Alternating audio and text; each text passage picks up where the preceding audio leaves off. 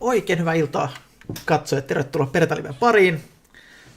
Tuossa oikeallani Hollannista Niels Heijmans. Please welcome Niels. Nice to have you here. Hi Mikko. Thank you for having me. Yes. So we have our first basic guy here. Our basic guy. Our very own, should I say, subwoofer George in English, something like that. And Ville Kantola here also. Juha Peltola, hyvää iltaa. Okay, so maybe we could share a little background how we know each other. How we know each other. We know each other from the EMMA Euro finals. I think it's back in 2019, 18, 19, something. Might be even 18. 18, I think. You're still running the grey XC90? V70. V7, yeah, that. I don't have money for XC90. Yeah, and that's the first time we went, and had a great demo. I think I was there without a car that year, along with Tony. Yeah. And from there on we bless you. From there on we chat a lot, and I think we throw some ideas across about things, and I think that's about it. Yeah, I think the first thing I remember from you is that we had some random chat, and then you told me that you had watched my videos from my previous builds, and I knew I was speaking Finnish there, and you are watching them. Like, seriously? that was actually... I think the best way to learn things is to see somebody doing it, and it doesn't matter in which language it is. Your hands do the talking. Your hands show what you are doing, you learn the best. At least I learned the best by doing or by seeing somebody doing something. So I think you also know the video series by Soundmasters Linz, the Audi TT from Lois. I think that's also one of the best series to watch if you are getting into car audio, into serious car audio, and you want to know, how are these guys building something? That's also one of the almost essentials to watch to really get an understanding of how do you get something like a custom dashboard. And of course your videos also show how to accomplish those things, how to accomplish great sound, or solve a certain problem you have. And I think I like watching people doing stuff like that. It makes you think, and it actually gives you an understanding of how something is accomplished. And I think that's the most important. Yeah, and what a coincidence, because I blame Martin, that I ever built my first dash, like from scratch. I blame him. And that specific YouTube series, I've actually mentioned it here a lot of times, but I will link it down in the... Yeah, they. I think a few years ago they added English or German subtitles to it, so it's actually better to understand. It has English subtitles. Yeah, because I think I've watched it 3 times, and only the last time it had the subtitles. All the other times I watched it in German or Austrian, which is a sort of German. So. Except they say ciao.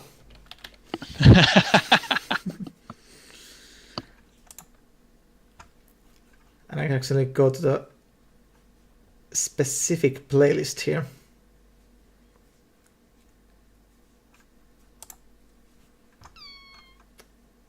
and he has made a lot of videos here, like shorties. But yeah, this specific playlist it's absolutely great too.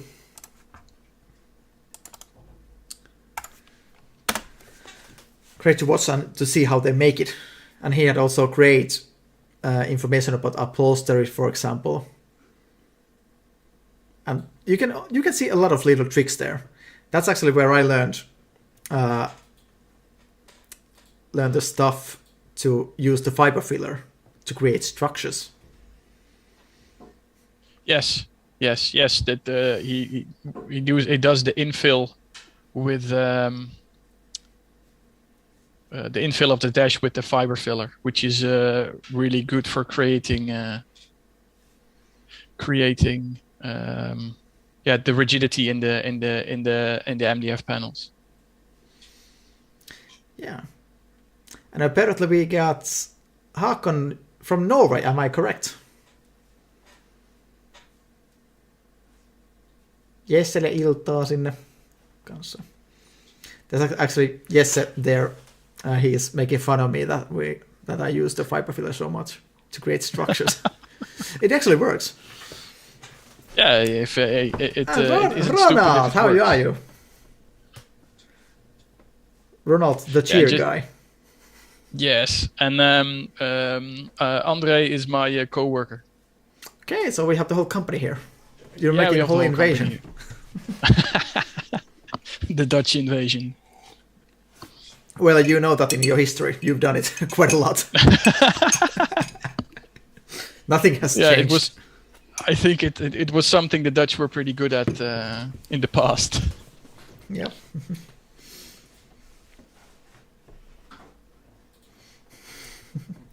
Yeah, about the fiber filler thing, I still wouldn't use it without any kind of something to bind it. Yeah, it needs somewhat of a shape, but I think on its own it's also if applied well, it's so strong I think you can tap threads into it if you want to. Never tried that, but I feel much more safer if I can use something else to tap. Yeah, like maybe that was an incredible thing I've seen. Actually, it's just a few days ago, Martin from Soundmasters shared the pictures from the Polestar 2. So he used a damping mat, a bouton mat, that had only that one, and then applied fiber filler around it, make a mid-range box. Okay, interesting. Yeah, I've seen Klaus Rudolph from Proxteam using that too. Okay. But I'll still kind of... Yeah, I would like to make something more rigid. Yeah, or use a mesh. A mesh is a really good one. Yeah, like a concrete concrete rebar. It's a bit the same. Yeah, because same idea. Fiber filler grabs into the mesh. Yeah. Yeah, I think the weirdest material I've ever seen somebody make something out of was concrete. I have a friend who did concrete tweeter pods. He's sure they are rigid enough? Yeah, they're quite heavy too. So I think it wasn't that bad. It looked nice. It was very smooth. I think he sanded them for hours to get them super smooth, but it looked nice. Yeah.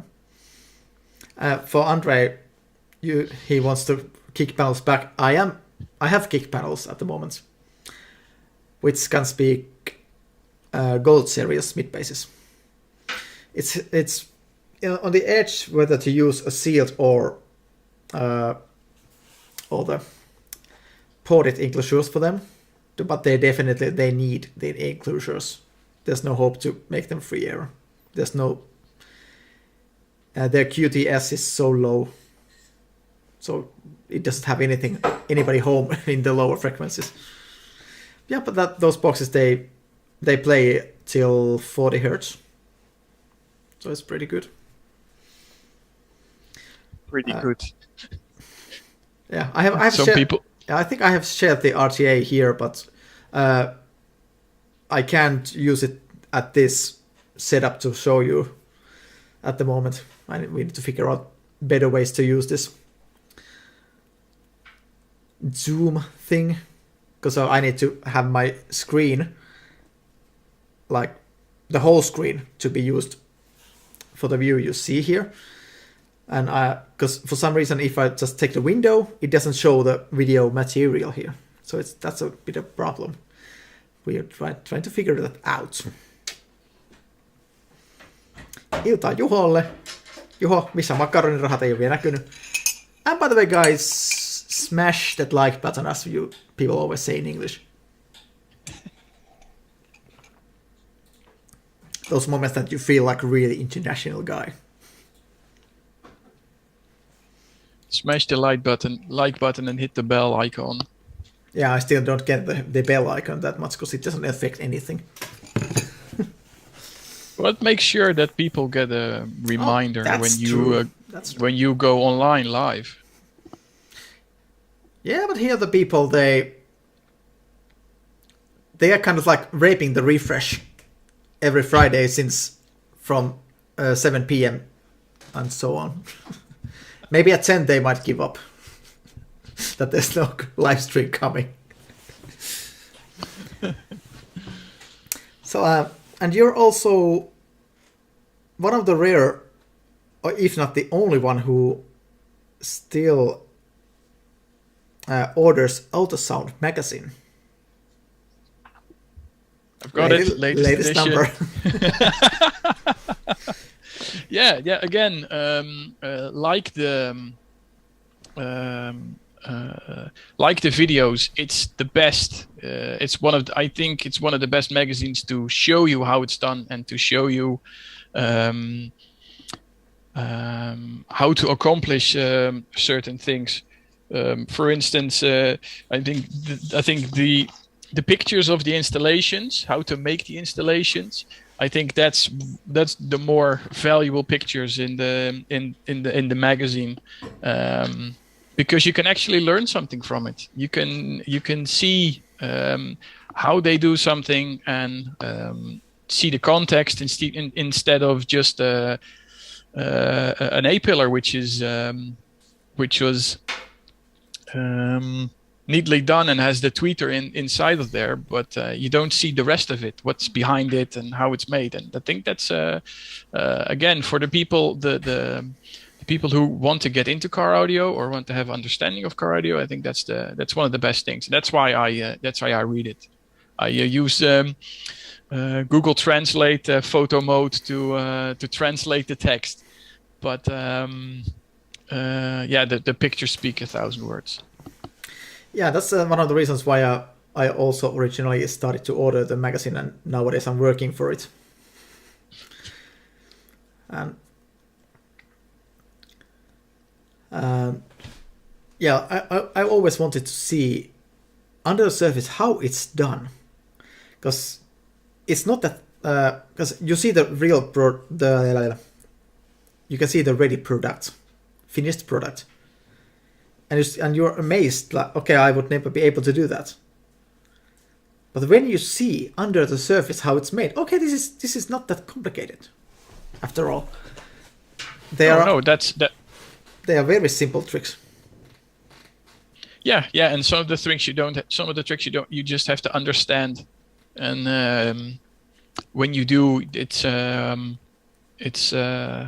easy, or it gets easier. It's never easy, of course, but the amount of swearing is always a fixed number.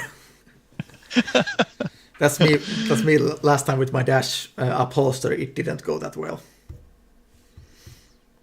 I'm very happy with the material. It's nice to work with, but I need more skills. Yeah, or have somebody else do it for you. That's also I was actually asking for it, but all of them have like half a year queue. Oh wow! Like shit. Okay. I need to do this myself. I almost succeeded, but I need to try again. That's why I took some extra material, so I can try again. Yeah, that's always good to order some extra material. Yeah, true. And thank you, Juho and Ville. Juho is sponsoring our macarons, so we can have money to make the content and eat macaron. And Ville gave us 10 euros. Thank you. Thank you a lot.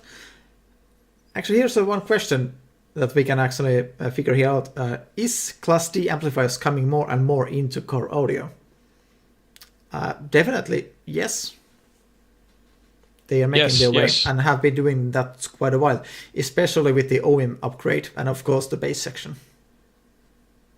Yes, of course. Yes, I think it's... I don't want to say inevitable, but with how the current generation of cars is going, electrifying more and more, those cars cannot always afford to have a huge power and current draw, which is one of the drawbacks of Class A or Class AB. So that's why we need to move on to some different technology, and Class D is, I think, one of the solutions. There's more, of course, but yeah, and nowadays they make really good sounding amps too. So it's really not a problem. Correct. If you go like 10 years ago, they were like still developing. But nowadays they can really compete against the AB class amplifiers. Well, yes, and also it depends on the user, of course. I mean, yes, that's true. There's always going to be people who have a Tesla and going to mount a super high-end SQ installed into it. We know one guy. At least one. So there's always going to be those people. But I think for the general consumer, Class D is really the way to go as far as audio upgrades. Yeah, because you can fit them really small space. They still have the power. And all the way developing, they can get the sound also good. So, yes. Like I think nowadays, it's if you don't get a D class, let's say a DSP amplifier, if you can make it sound good, then you can find the reason from the mirror. Yeah, it's true. It's true. Yeah, but then when we go to the really top class, like competition, that's really really high level tuned, then. But those people aren't. Those people aren't afraid to give in some space in the car for a sub box and for some amplifiers or for a second battery or something. So they're already in a different class, so to speak. Yeah, that's true. They're more forgiving than the general consumer who wants everything hidden and no space. Or because of the chip shortage, cannot buy his car with certain audio system, but does want the audio system. Yeah, at least that's a bit of the trend I'm seeing at work. Yeah, that's actually a good transfer because you also work for an audio company. Yes, correct. I work for Heijmans in the Netherlands. Which city, by the way? Mill, like windmill mill. I never heard of that place. Maybe I need to visit. No, it's the car audio capital of the Netherlands. Okay. Because there's actually 2 distributors in Mill, on the same street even. Okay. Are you guys really like bloody fight, or do you cooperate? No. We're friends. We're friends. Why would you fight? There's no reason to fight. I think I personally think you should give everybody a bit of space, but of course we need the most. Yeah. Yeah. We don't bash you, but still we want more your customers. No, of course not. I mean, everybody needs to have their space, and everybody needs to have their sales. So yeah, like that. I personally don't have a grudge against them. So not against anybody. So. Okay. Do you have, if you like you have two shops close to each other, like almost opposite? Do you feel that both of you have your own advantages? Like, okay, we can do this thing, but if you want that thing, you can go them. How do you feel? Yes, of course. I think every brand has its pros and cons, and some brands are better with certain things than others. And everybody has their advantages in with products. So. So like you sell different brands, for example. Yes, of course. Yeah. Okay. I don't think there's a lot of brands that have multiple distributors in one country. Yeah, or even not speaking of in one street. No, so we're the distributor for Glada Mosconi, Audiotech Fisher, Silent Code, Alpine is a big one. German Maestro. We have our own brand of Boxmore. So yeah, we have more to choose from with brands, with products, and we can we try to use them to the fullest every day. Yeah, do you have a pretty good catalog? A lot of like OEM upgrade stuff. Yeah. And hold on, what does the other one have? Everything else? No, not everything else. No, they've got Audison, Hertz, Connection. I was actually almost waiting for that. And which brands do they have else? I'm not sure. There has been a few switches here and there, so I'm not 100% sure. Yeah.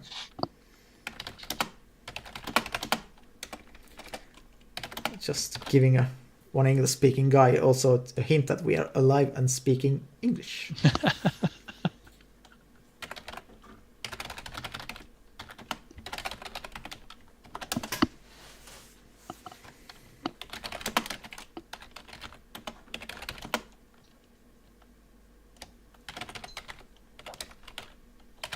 Yeah, we could try Finnish, but my Finnish is not that bad, not that good, so let's not go there. But let's also say that you have some Finnish background.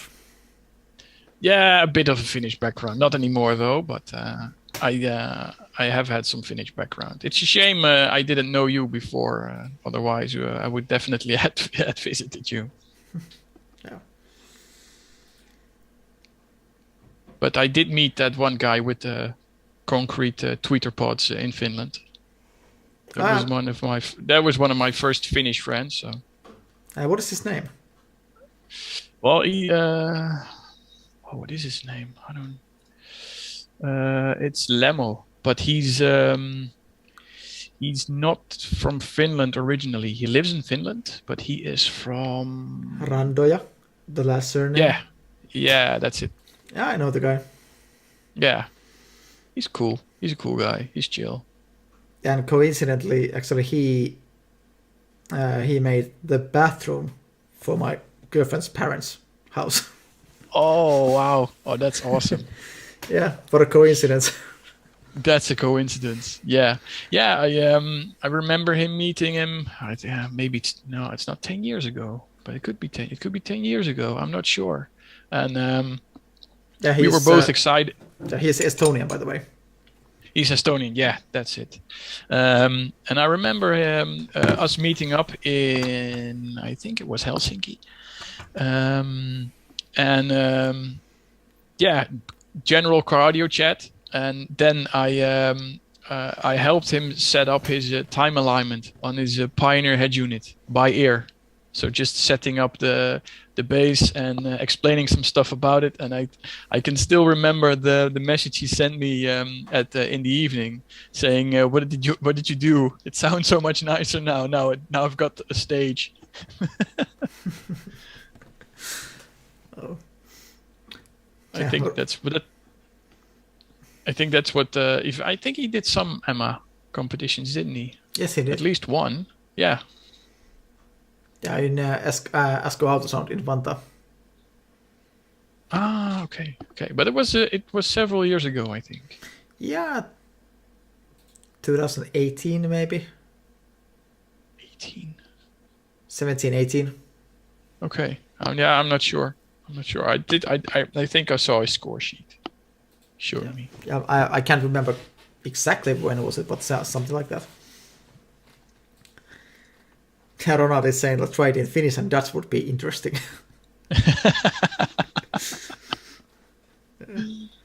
Let's not go there. That might end up ugly. Yeah. I think we should ask some other people if we want to do Dutch. I think Erik Kerkman, he speaks some Dutch. No clue. I know the guy, but I don't know if he speaks Dutch. Yeah, I think he has had a background with a Dutch-speaking other half, but I'm not sure. I'm not exactly sure.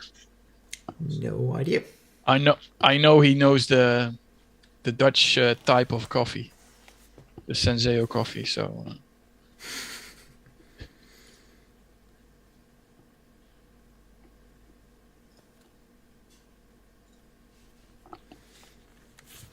Yeah. So, let's take the product thing first. You were speaking about your own speaker brand. So yes, could correct. you introduce it a bit? Actually, shall I take the page? Yeah. You can take the website and show it to everyone if it shows up correctly in the live stream, of course. But I'll do some. At the moment we're not international yet, but I think that's only a matter of time. But I cannot say too much because you know how these things go. Yeah. So is there something I can open up here? Yes. Well, that's you're now looking at the temporary landing page, which also has some information. There should be spec sheets at the tweeters and the mid-range, if I'm correct. Let's see the mid-range actually, because Twitter specs, they are really not helpful. Yeah, there should be a spec sheet. There should be a spec sheet there. Yeah, it will take down our camera here. Oh, this is good. I can use this. Yeah, it works nicely. Let's see. Yeah. So, couple of unique features. Yeah. I'll let you do the talking. Yeah, I'll just do a general. Ideally made for easy upgrading. Shallow mid-range, but also has the patented ring system, which sadly doesn't show that well in the picture. But you can imagine it as having a speaker, but with a ring system, which you can easily exchange. So you can go from a BMW fit speaker to a universal fit speaker to something you can fit in a Volvo or in a Ferrari or in a Tesla or in everything that uses a 100mm speaker. You can technically put it in. Terminal on the speaker maybe looks odd at first, but it's actually made so with the correct insert inside the terminal, you can plug in the original speaker plug, and it's all plug and play, no cutting, no modification of the original harness necessary. Okay, so hold on. Is it like fixed that you can order it with a certain mounting ring. No, you order them like they shown in the picture. Yeah. And you order the mounting ring, and whatever car you have, you order the correct mounting ring. You put it in, you twist it, and you mount it to the car. Done. And it has the OEM connectors. Yes, and it uses so it uses a multitude of OEM connectors, depending on which insert. If you really want the in-depth view, we really need to do another live stream, and I'll try to get my work into it, and we can properly show it off. But it's really nice. They of course, looking at graphs, it's hard to see, but my personal opinion is they sound really smooth. They have got let's see if it shows. No, it doesn't really show, I think. Yeah, they've got a great sensitivity, so they also do already a lot with little power. And it's a shallow mount, so it almost fits anywhere. Yeah, that's what I was looking at. It's just like 35 millimeters. That's quite impressive. Yeah, I think I can show you. Let me see if I have a picture of one of the rings I made. Yeah, in the meantime, I can actually take a little catch on the specs here. They're quite sensitive. Yeah. And 3 ohms, so we can get a good amount of power with even small amplifiers. Yes, correct. And with that kind of sensitivity, you can make it loud. Well, let's say loud enough, and you will have the dynamics. Yeah, but I mean that's one of the more important things, or one of the important things. I don't want to insult anyone, but the way a general consumer rates an audio system is by how loud you can turn it up. So an upgrade must have some stability at higher volumes as well to live up to the expectations. Yeah. Let's say FS 100 hertz. This is reasonable. And hold on, this is it's a 4-inch. Yeah, 4-inch, 100 millimeters. Yeah, that's good. And just by looking at the specs, you should be able to run it from 200 hertz and upwards. Yeah. We sell them in a 2-way combination with a set of our tweeters, and I think because the tweeters are very good, so they're crossed somewhere at 3.5K or something passively. But you can run these. I think you can run these a little higher. Yeah, just by looking at the graph here, you should be even off axis. Yeah. That's one of the features of the driver, that it's also great in off axis. Actually, really good. Yeah, really because good. that's where an OEM driver usually sits, off axis. Yeah, that's very, very true. Yeah, us freaks build it on axis because we want to do so. But well, except I don't have that. I don't have mine off.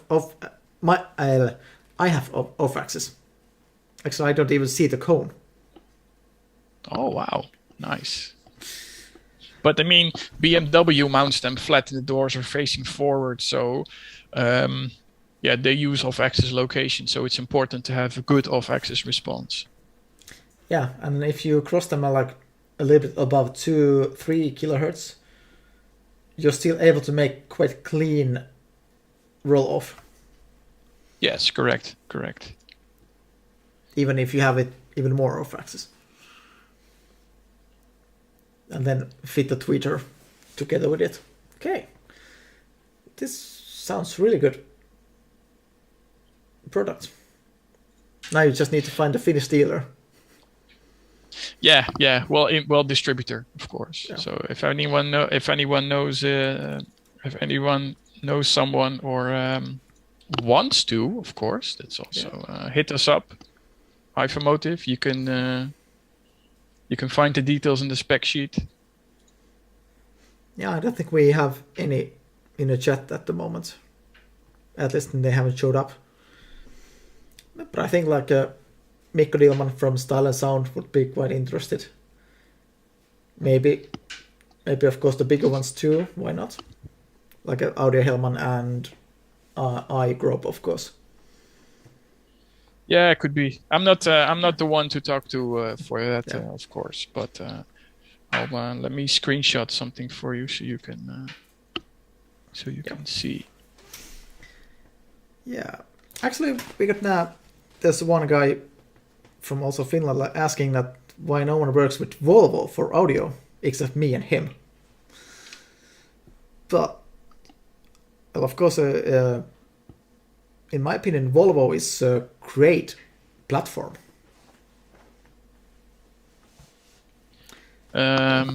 Maybe the new ones are a bit tricky, but the ones like before this, like bigger upgrade, before that, actually they're really good. Yeah.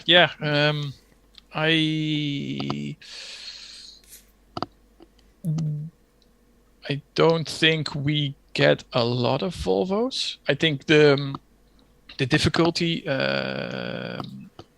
especially with the newer Volvos, is that it's always a multi-channel system, which is from a OEM point of view a little bit harder to work with than cars with a more basic audio system. Yeah, and also like you don't have any like plug-in speakers there. Yeah. So it's always a custom work. Sort of. Yeah, but I think for like what I've been told that the wire harnesses they are still applicable, that you can use them there. Okay. Yeah, Volvo is a bit of a gray area for me. I know which one of our speakers fit, but that's about it. Well, everything fits. Yeah, of course, because you put the correct ring on it and then you can mount it. Or then you could just like...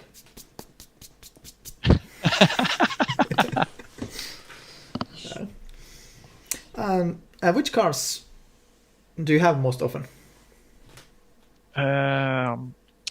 Most often are, I think, BMWs. BMWs, I think that's one of the cars which we do the majority of audio upgrades for. BMWs and what would be a close second? Good question. Mercedes? Yeah, I think Mercedes. Yeah, C-Class, the 205. Actually, those Mercedes, if they have the absolute low tire level system, it's horrible. Yeah, it is. Yeah, like I've said this before, but I know one shop here who made I think it was a C-Class Mercedes, and it was about a little bit more than 1,000. It was like 1,200 euros ish, the upgrade, like little damping, change the speakers, adding the amplifier, but no DSP. And I was just visiting there, and they asked me if I want to listen to it. Okay, sure. And then I just listened to that. Does someone pay 1,000 euros for this? Because I was far from impressed. Like serious, this is bad. And then I asked that. They told me you should have heard the original one. Like, I'm not sure if I want to hear the original if this is an upgrade. Oh yeah, no, but- it's true. It's true. The original Mercedes is really bad. It's true. But the issue, I think, one of the issues is that the head unit itself is bad. Depending on the year of construction, it's bad or really bad. Yes, because you can easily hear that it has a lot of boosted, like low level, and and the most lower level speaker system, sound system there is just with the 4-inch widebands, doing everything. It's correct. Yeah. There's no hooray. No. That's why like it would have been just maybe a few €100 to add the DSP or just a DSP amplifier. You could overrun that head unit problem with that and make it sound clean, and then push it out with a better speakers, and it would be a totally different world. Yeah, true. Yeah, I think the head unit still has is giving it's the biggest limitation, but you can certainly make something a lot more good sounding out of it with the DSP amplifier and the change of speakers, because in my opinion the location of the speakers and the way they are mounted, it's not bad at all. Yeah, can you call it IB? I think you can sort of call it IB. Or at least well, the mid range you can call it IB. Yeah, I mean the woofers in the firewall. That's actually a great location. Yeah, I mean it's in the front, which is where we want the bass. If you have both sides, it's good, and it's sealed from a cabin and the outside world. So I think it's a good location. Just the execution. You don't have the problems the acoustic problems you normally have with the doors. Yeah, correct. Just the execution from Mercedes is a bit poor. Yeah. Actually, I want to question why Volvos are not that often met in a store, because actually the OEM service are pretty good. Like seriously, even the low tires. My dad owns a V50, which is of course not the newest kind of Volvos, but I was always impressed by the level of bass that comes from the doors. It's really not that bad at all. Yeah, and actually with my car, it was the first time ever I still had all the original sound system there, but I damped the doors and sound treated the door cards too. The doors didn't make any big difference. For some reason, it didn't make any difference, or not much. Maybe a little bit more extension in the low ends, but that's all. Okay. But then I damped the door card, and my mid-range died. And of course, when the mid-range dies, it's like from 1 to 2K, terrible drop. And what does that do for the tweeter or the mid high frequencies? It's like you get a sort of loudness effect. Yep, it really does. Yeah, that was one of the biggest surprises I've ever got in a car audio. Even if you shouldn't be surprised by anything. It's good to be surprised every once in a while. It keeps you sharp. Yeah.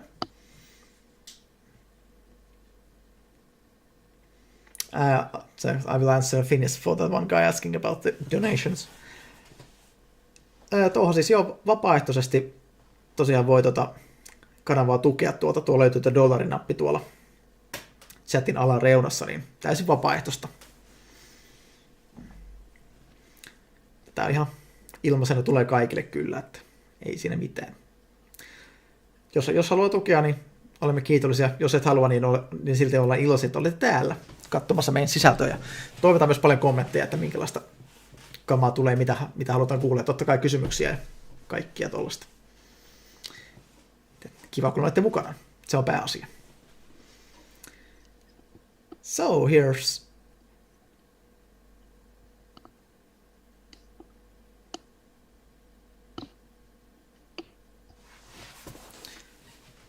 Okay, I know this guy.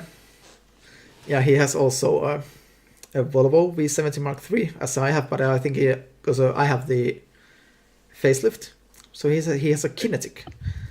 Only one speaker in the front door, 6.5, but plays for 3 speakers. Rainer, you don't have tweeters there.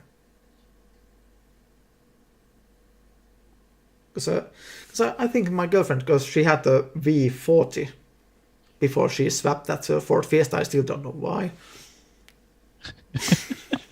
She's there. Yeah, I always make fun of that. I'm a bit ass sore about it. Just a bit. It hurt. Yeah. Yeah, so it was a diesel and she got a remote job, so she didn't really need a diesel car anymore, so...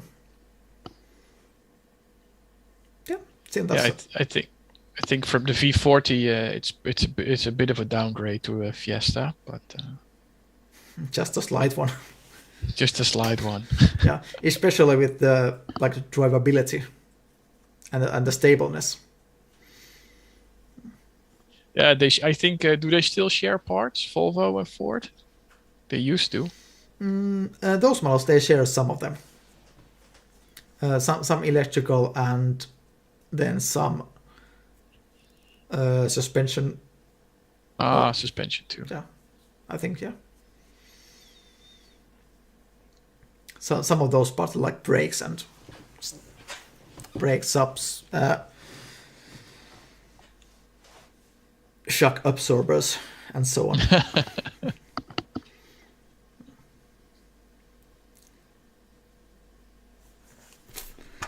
God, we have some kind of flooding here.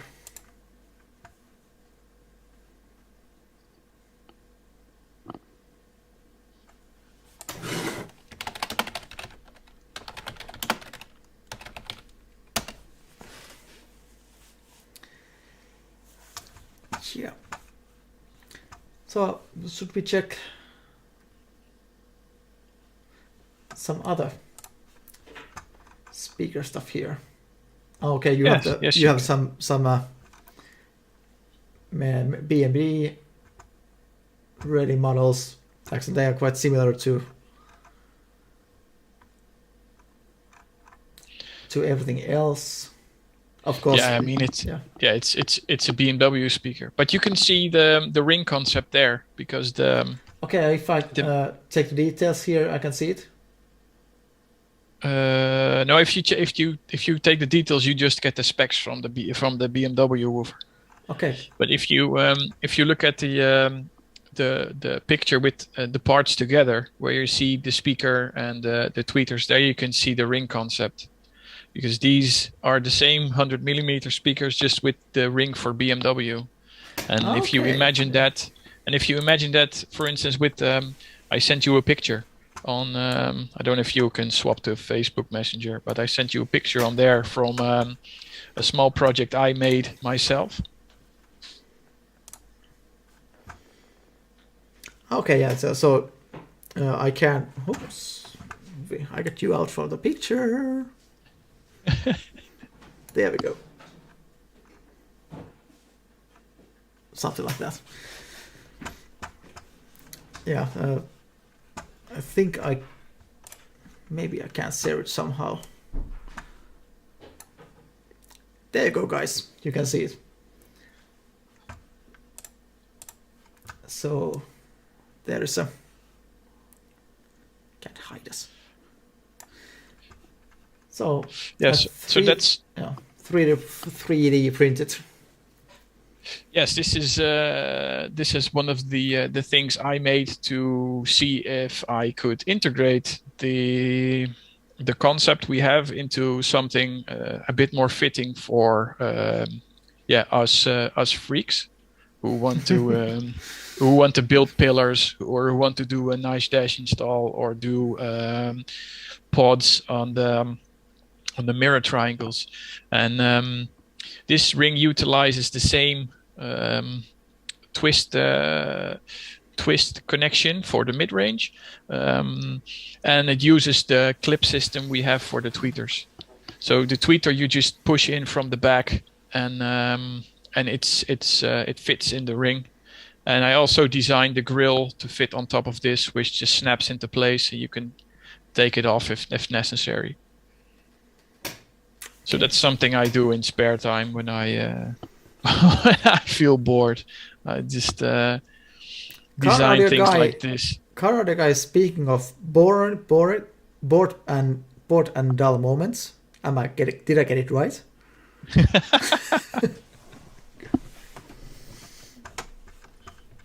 So yeah, that's something. But I also designed because I'm a French guy I'm a French car guy, so I like my Peugeots and Citroens.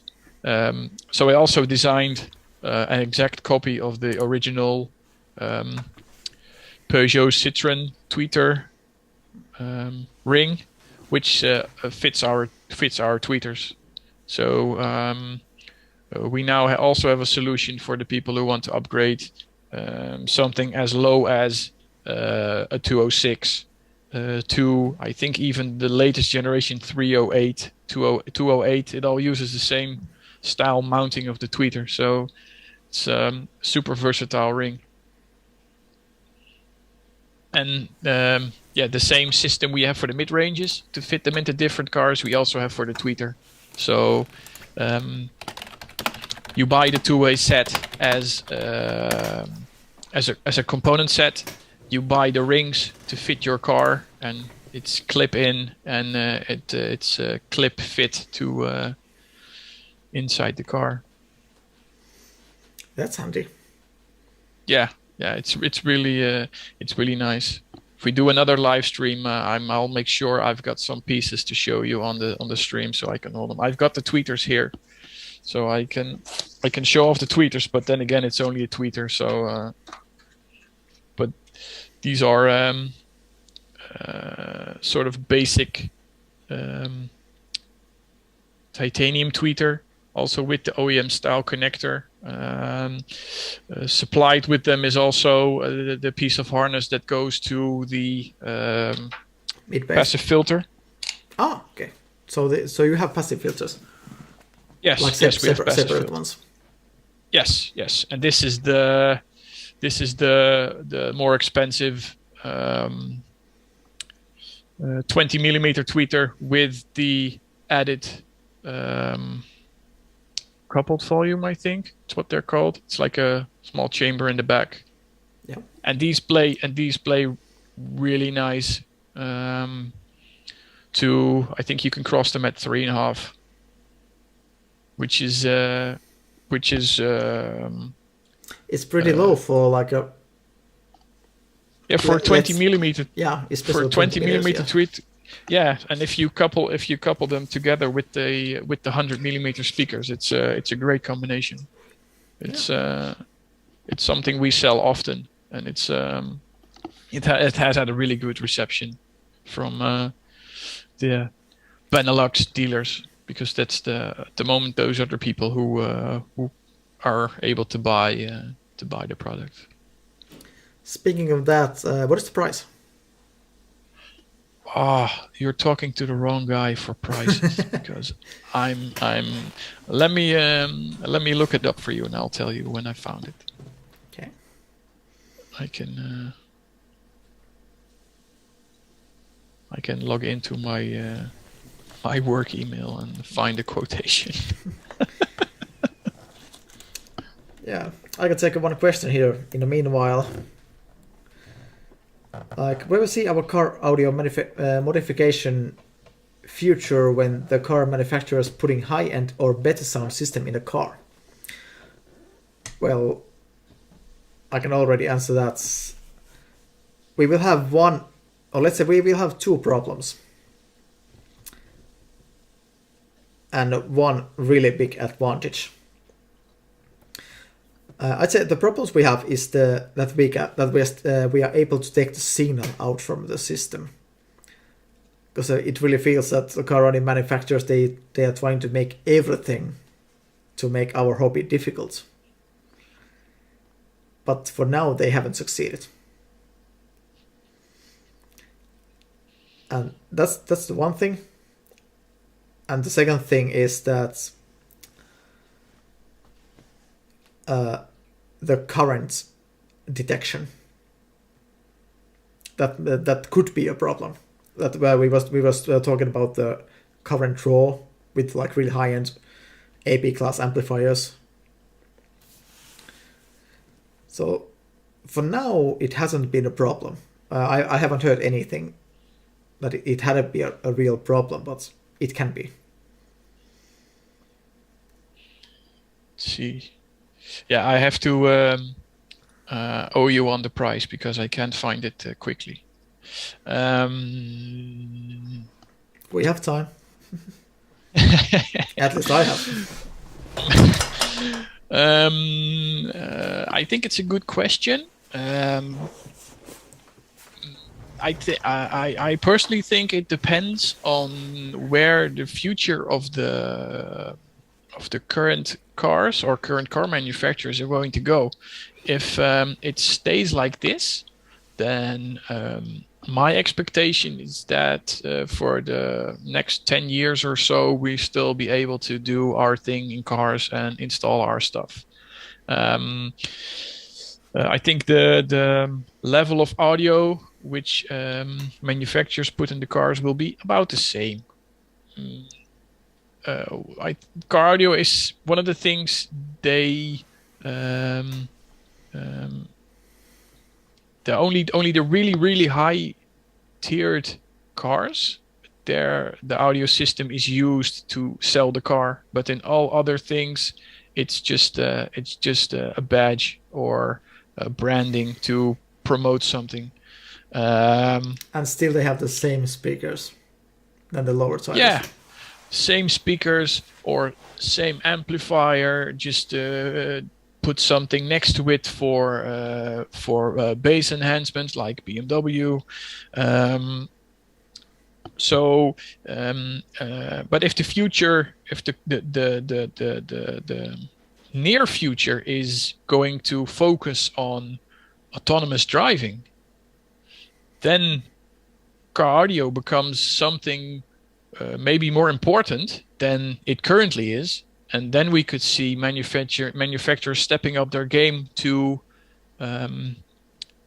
make the lower end sound system sound better, because people spend time in their cars and they're bored because they don't have to drive. They just press play and the car drives for you. So you're going to do a car that has autopiloted. Well, it depends. I mean, if you would, for instance, link 10 or 20 cars together and have them drive as an autonomous train, then the dangers are less than having one I don't know, Tesla on the road between 20 other cars which are non-autonomous. So it all depends. I think it all depends on the future. Because I'm an automation guy, and I know too much of automation to trust it 100%. Yeah. In the end, it's all human programming, and humans make mistakes. So something is bound to go wrong. But if something doesn't go wrong, there's no moments to learn. But like I said, if there's going to be a good system for it in the future, like linking 10 or 20 or 30 cars in a train together to and then they are so anticipated to themselves or to the train that if the first one breaks, the rest breaks.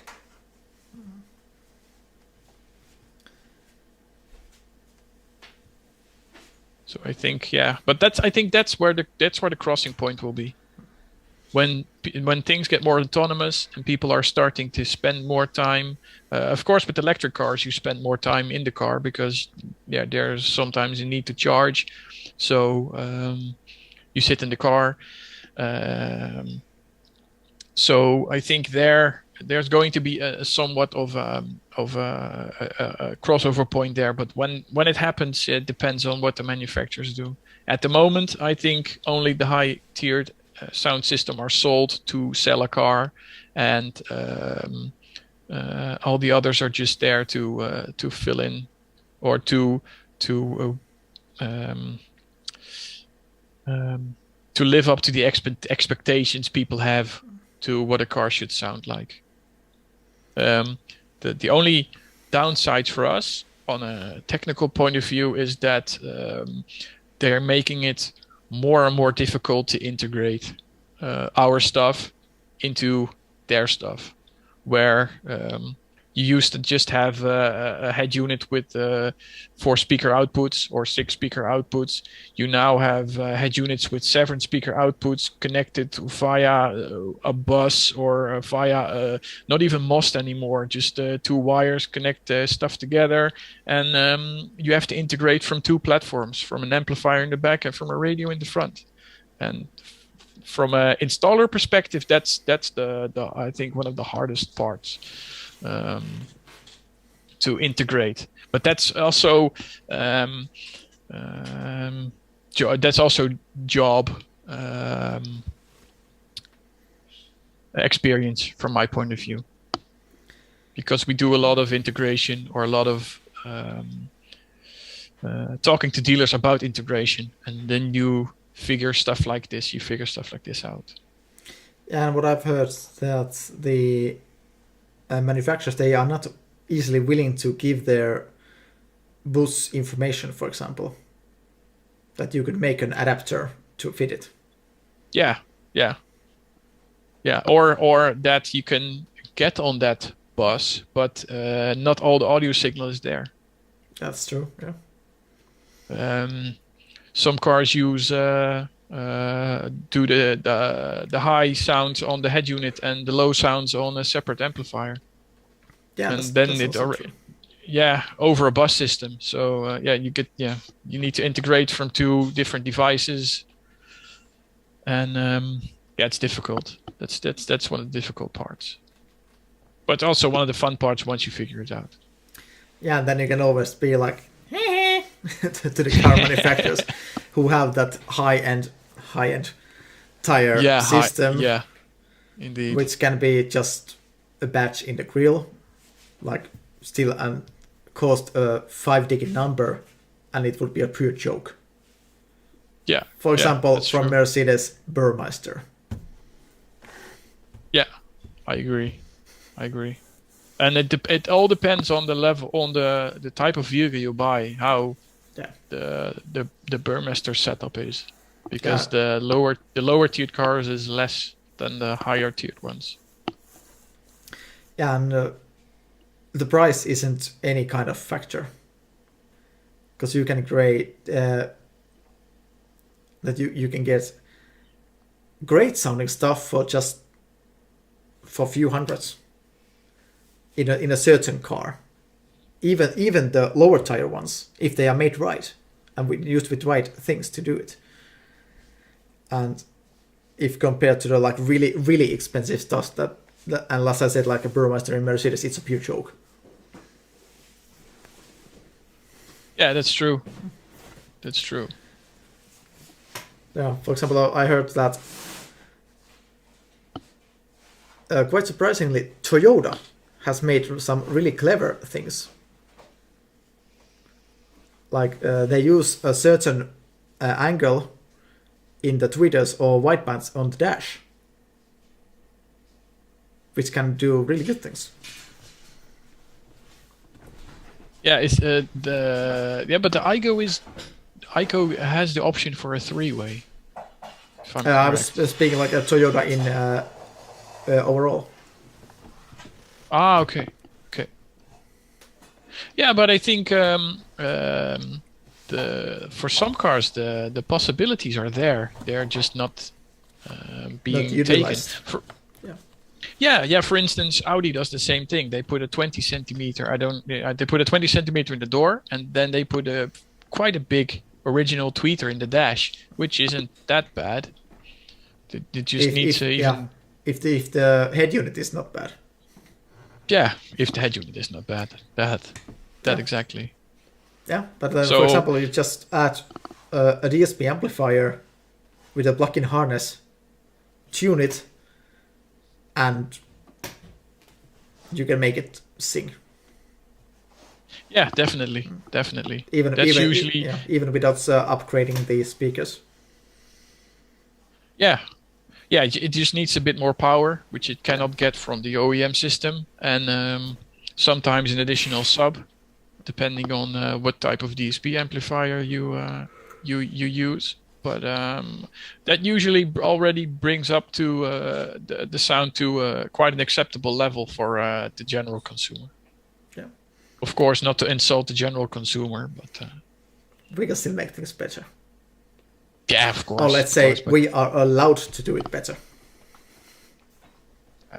That yes. Yeah, because they could do it. There are guys, they could pay the right people to do it, but they are not willing to pay. No, because it's not something that's important to them. Yeah.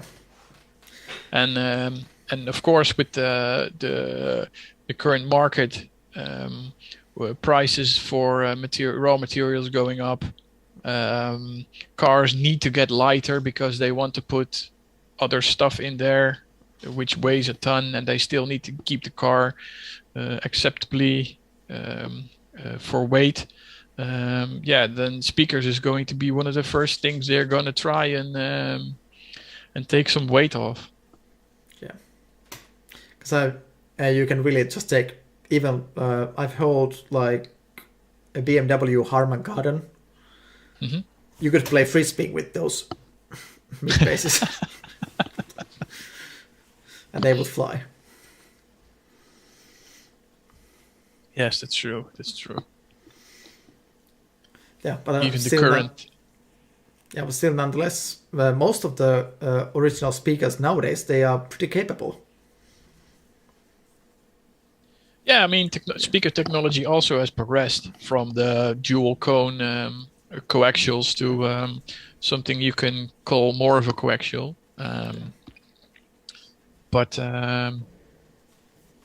It's always lacking, which is good because hey, we need to have a business too. So yeah, that's at least that's my point of view on the whole upgrade thing. Yeah. Hold on, I'll make a quick answer in Finnish for Saku here.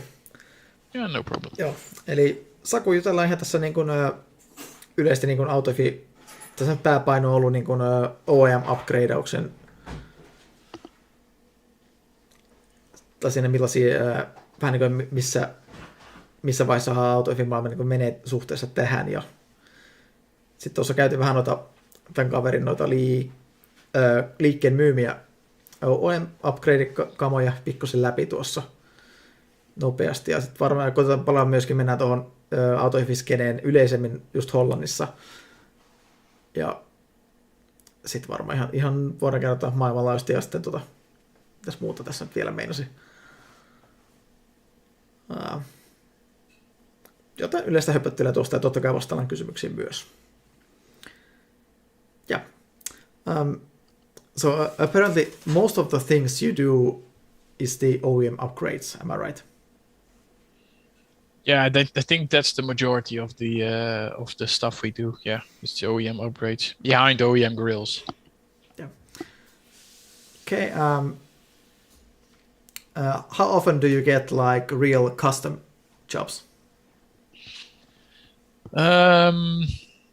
It depends. We obviously aren't installers, so it's not like we get the cars in and we fit the speakers ourselves. That only happens when we have samples or we need to test something or do a test install, for instance, to see if something fits. So our dealers will do the install, but sometimes we get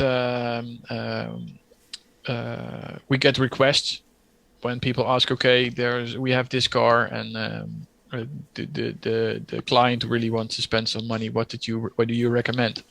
And it's those jobs are fun, but the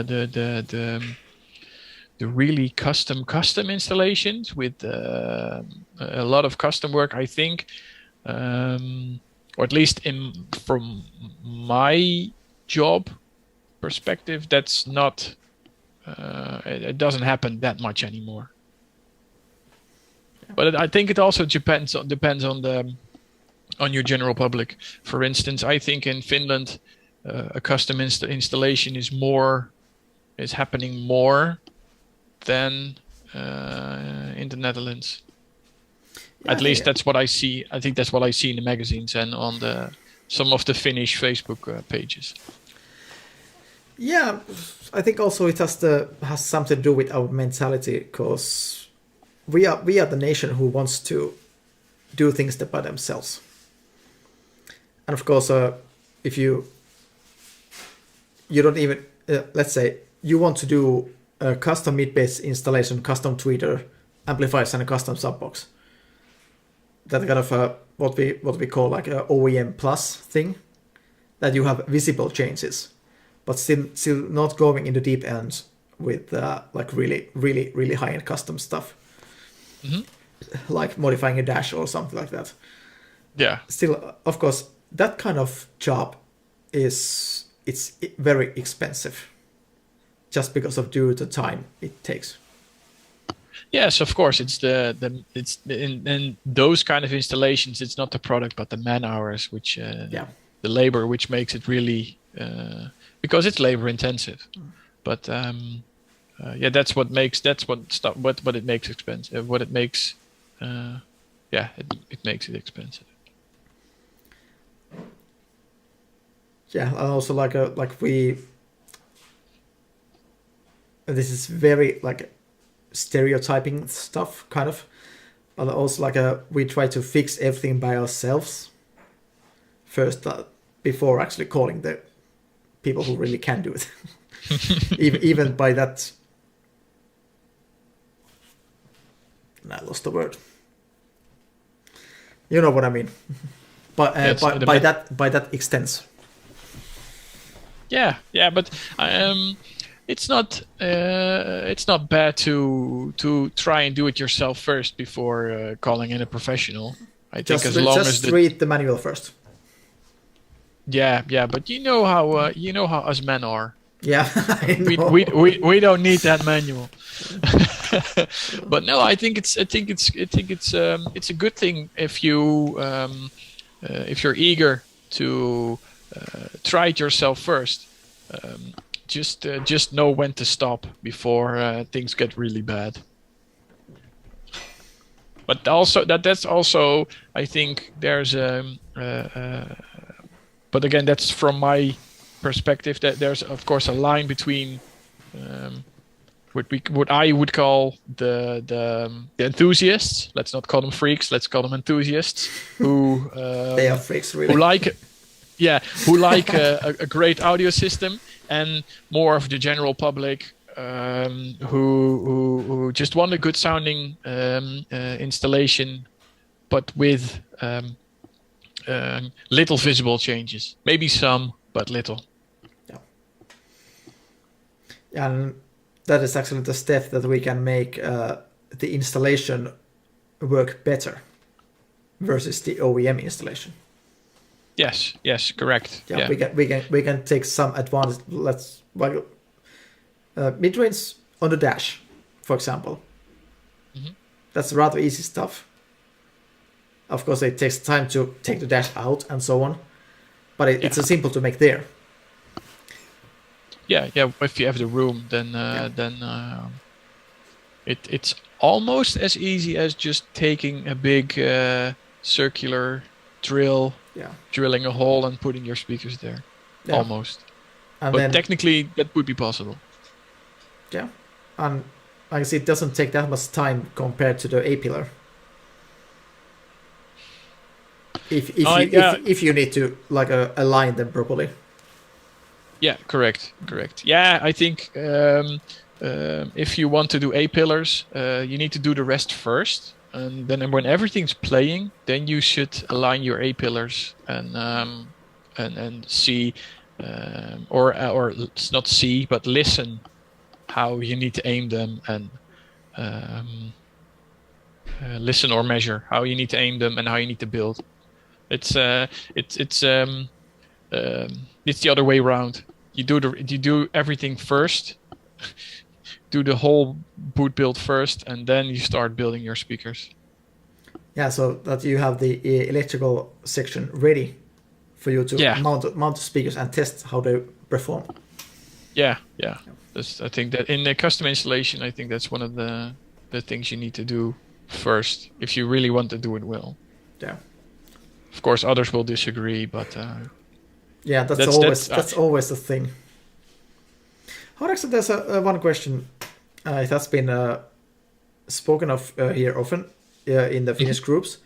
That a customer comes to you and he wants to buy some certain thing that he thinks would be the next step. Do you advise him if you disagree with that if it's if it wasn't the next step that she should take, but instead he should do this? Me personally, I would, because I mean, we know each other from Emma. I'm a judge for Emma Benelux. So from that point of view, from that, I would advise that person to, or I would take a listen, of course. But then I would advise that person, okay, maybe buying speakers because you want something better isn't the way to go, but you have to improve your installation first. Yeah. Because I made that mistake in the past, and you can see behind me. You can see behind me, and you can see in my storage. But I have so much stuff, which, when I think about it, may not have had that much playing time, or maybe I shouldn't have bought it because it was unnecessary, because you should have done installation first.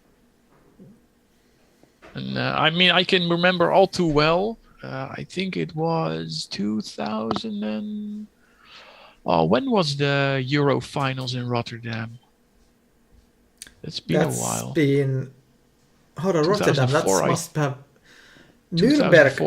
Nuremberg was 12 or 11. But Rotterdam was earlier. Yeah, 2010. Yeah, 10, and then it was in Nuremberg. Yeah, a couple of times, and then Salzburg. Yeah. I think I've been to Rotterdam in 2010. I think it was the first year that they brought out what's it called? The DLS Mini? Revolution. Yeah, the Revolution. And I think I heard your old car in Heijmans Pure Passive form. Was it Pure Passive? I think it was. Yes, he was competing in that. Yeah, so I heard those cars. And I can still remember that when I went there with my own car and my own installation, which was just 16.5 passives on a Pioneer and a 5-channel in the back. I think I can still remember going there thinking, oh, my car sounds great. It sounds well. And when you get in there, in some of the cars, I didn't have a mental breakdown, but I did feel like when I stepped into my own car, I was like, this sounds like crap. I need to do better.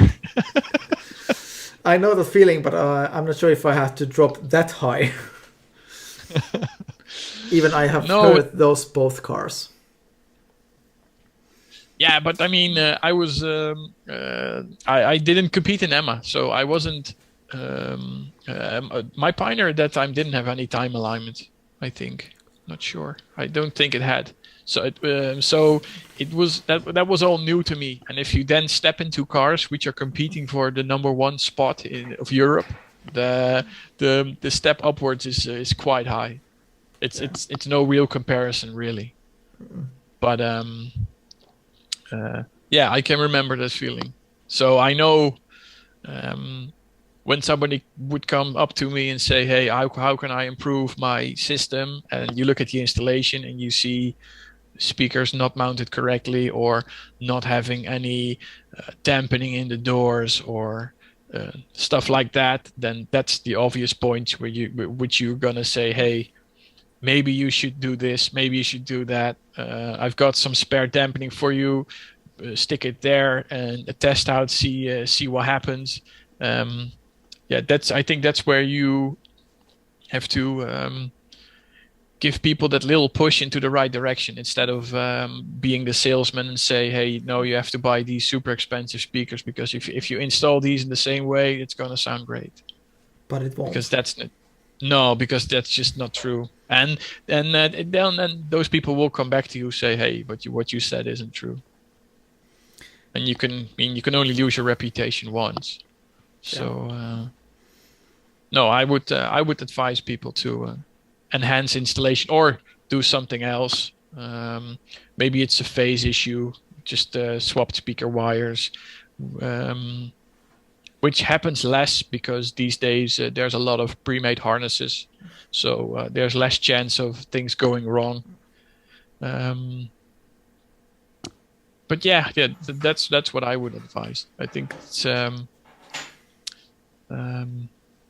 it's important, as from a installer or a car audio dealer or enthusiast. I think it's important to support those people and give them a small push in the right direction, instead of trying to make money off them, even if you have tons of speakers laying around waiting for a new owner. Yeah, actually, kind of in a short period, like just a week or two, the latest, like yesterday, was like there's two people asking in Facebook group that one guy was asking, hold on, what was it? Actually, I think both of the times they were asking about maybe a new speaker setup, like front rear, and one guy was asking if he wants to get just the rear speakers upgraded and how to mount them. Okay. Of course, first I asked the budget, how much, and then okay, with that money you should apply the front stage, a good quality component setup with proper installation, and I also promised to do it. It's a plug and play, and some sound treatment. And he was still because he wanted the 3D sound in the car, but he thinks that he could create it with the rear speakers and front. But as we know, that won't happen. No, if you really want 3D sound, I personally never understood the people who want to upgrade the rear, especially not. I don't know how your scene is or was, but I've been doing this since I was 14. So I've been I'm 33 now. I've seen a lot of stuff, but I've also seen the times with the guys in the Golf Mark 3s, Golf Mark 4s putting the 6x9s in the OEM, the OEM rear deck on an amplifier with a subwoofer, and all the sound is coming from the rear. And I was always thinking, yeah, why would you do that? And why would you don't go to a concert with your back facing the stage? It should come from the front. And if you want the 3D sound, you either I think using OEM speakers and a DSP and just going DSP is one of the ways to go. It's easier to create the sort of 3D sound than just upgrading the rears, because the rears is going to be more powerful than the fronts, and there's not going to be any 3D left. Yeah, it's going to be. It can even ruin dynamics due to the phase issues. Yeah. But that's still you could even if he wants to do it really simple, he could try putting one of the rears out of phase, see if that helps, or putting the mono. that also gives a nice, interesting effect. Yeah, and of course, like actual differential rear fill is a totally different story. Yes, of course. And it's that kind of skill that I haven't even tried it yet. So, well, because I can have the old Audible Physics RG100 still in my shelf. I haven't sold them yet. So, and I have some extra channels in my DSP. Yeah. And I would need just a simple small amplifier for them. And yeah, but would it be... Yeah, it would be sort of surround. Or do you want to do 5.1? Because in my opinion, I've judged Eurofinals for multimedia. And in my opinion, if you want to have 5.1, you need to have decent 5.1 and not upscaled from a stereo signal. Hold on, what? That's well, a lot of systems like for instance the newer Moscone software, they can do a surround upscaler, so they use stereo system and then split it into the separate speakers. But for instance, if you've got the older Alpine head units with the 5.1 optical output, they have like more. Yeah, I don't know if it's true, but to me, it's more of a true 5.1. They have got the separate sub out, and especially on the EMMA disc, if you have the LFE tracks, and on the cars which use the upscaler, usually the sub isn't playing, and that's one of the things that needs if you want to have decent. Of course, for EMMA multimedia decent score, you should have. LFE track have the sub playing, so it has a separate stage. Yeah. But that's more of a freakish in me point of view. So yeah, that's true.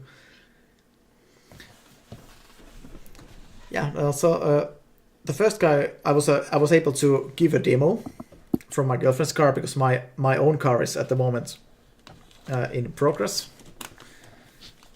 After the DSP letting me down, I should have it back like in the near days. DSP letting you down. Yep. First time ever. Okay.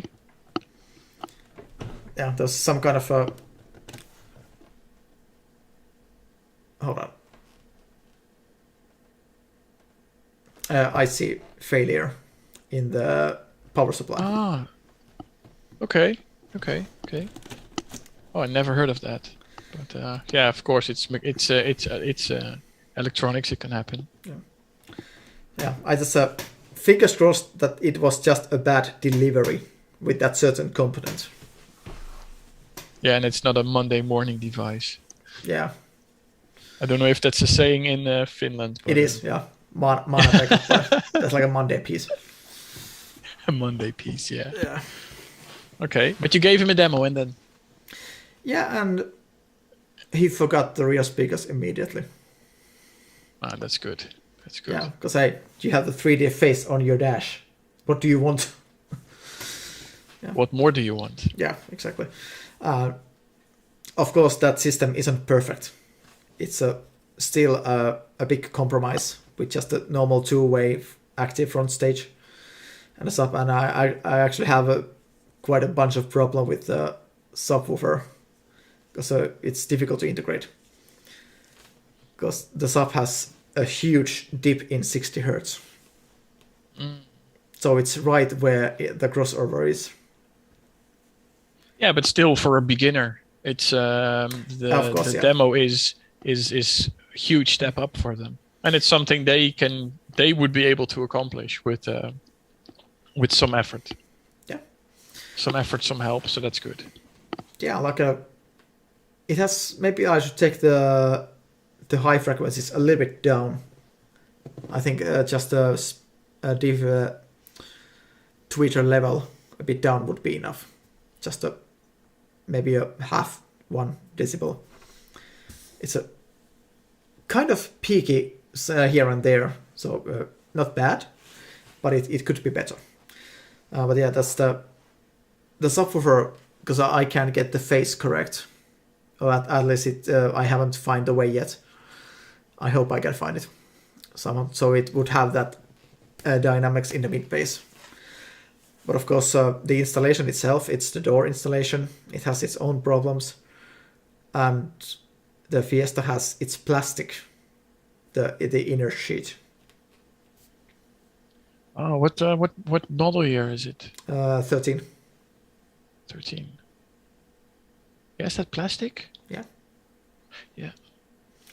Actually, I think it's about the same as my girlfriend's Mazda. Sure. Because Fiesta and Mazda 2 are about the same car. Could be plastic, yeah. Yeah, and it's you can actually, if you press even the installation around it with the speaker, it's rock solid. But once it's just fixed around the circle, the hole where the original speaker used to be, I just brought it in the surface and make it a bigger frame. Ah, okay. So it breathes sideways better. But the problem is that you can still like push the installation. You can feel it moving. Yeah, I know. So yeah, that's why we went to kick panels, which is a huge improvement over the original speaker locations. Yeah, you can make it rock solid there. Yeah, it's working fine. It's working very fine in the kick panels, and it's not even that big of an intrusion into the normal driving state of the car. So that's good. I think you saw it last year, the year before. I think you saw it. Might be. Yeah. Yeah. That guy, and actually later he asked, okay, how much would it be if he could get that kind of system? Well, it's installed. 3 grand. And I calculate the system and all the suppliers, all the supplies to it, materials, about 2,000 ish. Okay. I think that's it.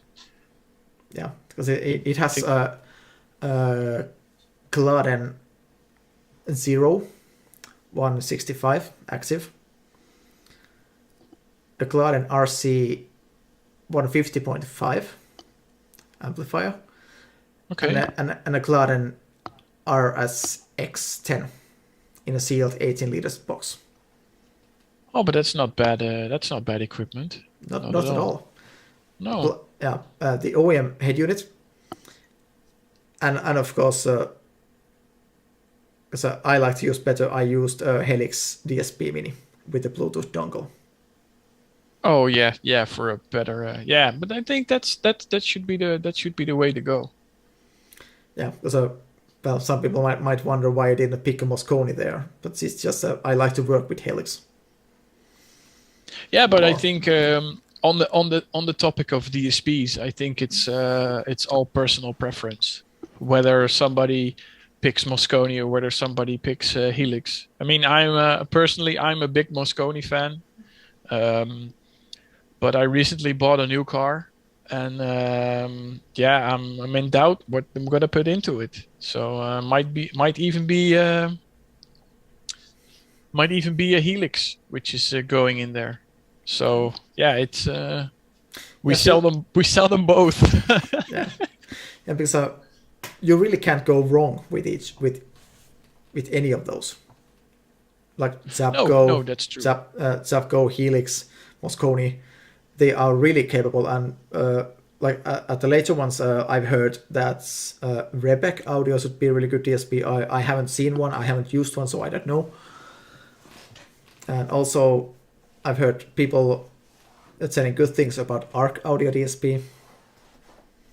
Okay. Yeah, those the last 2 brands, Rebec and Arc Audio, are unknown to me. I think also because they don't have a very big presence in the Netherlands. Not in Europe in general. Because I know Arc Audio is a US brand. Okay, yeah, but I see I used to see some Arc Audio cars from Germany when we did some of our. Let's say it might have been German brand too. Could be. Yeah, I saw some German cars using Arc Audio stuff when we had competitions more to the border.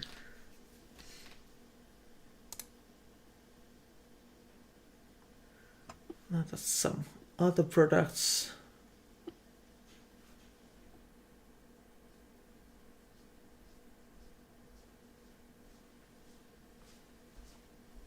Clearance.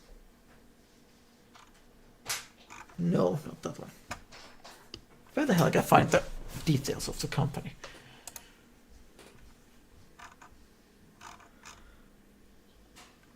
About. Might have been that one. Yeah, now I found it. Where?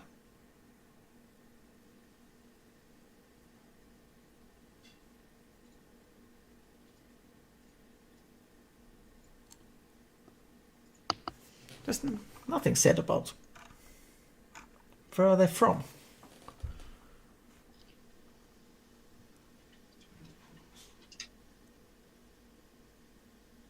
I still think it's a US brand. Robert Seff. That doesn't sound like. No, but it's might be German.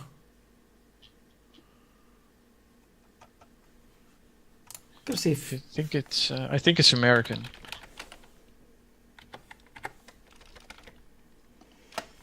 Can I find it in the Style and Sound website? Arc Audio. Yes, US brand. Yeah. Yeah, US brand.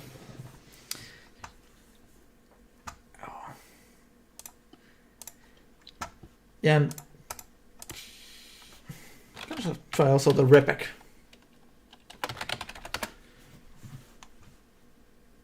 .eu.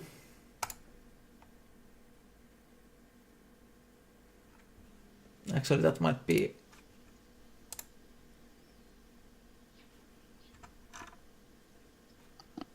even Estonian. No, Estonian. What I'm talking about. Asian brand.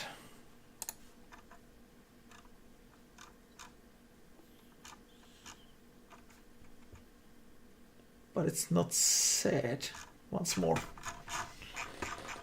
At least not in the import dealer website.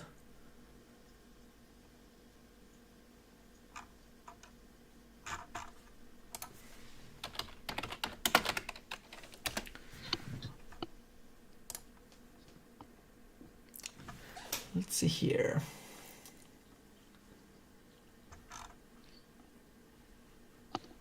It has the EU dots. I'm quickly gonna make a quick break, if you don't mind. Okay, that's fine. I will check here.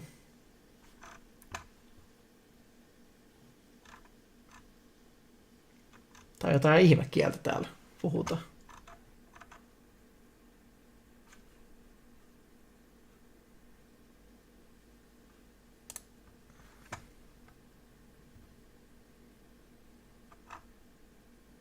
Norja. Onko se vasta lähin? En tiedä. Yeah. Niin mä laitin... Yeah, we have of course we have the chat here to check about.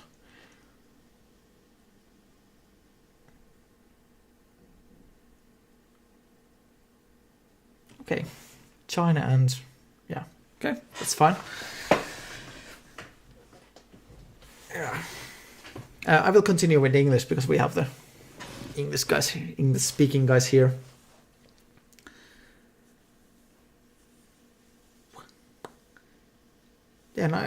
it's a good time for you to also apply the questions here. Meanwhile, we're waiting Niels to get his head dry.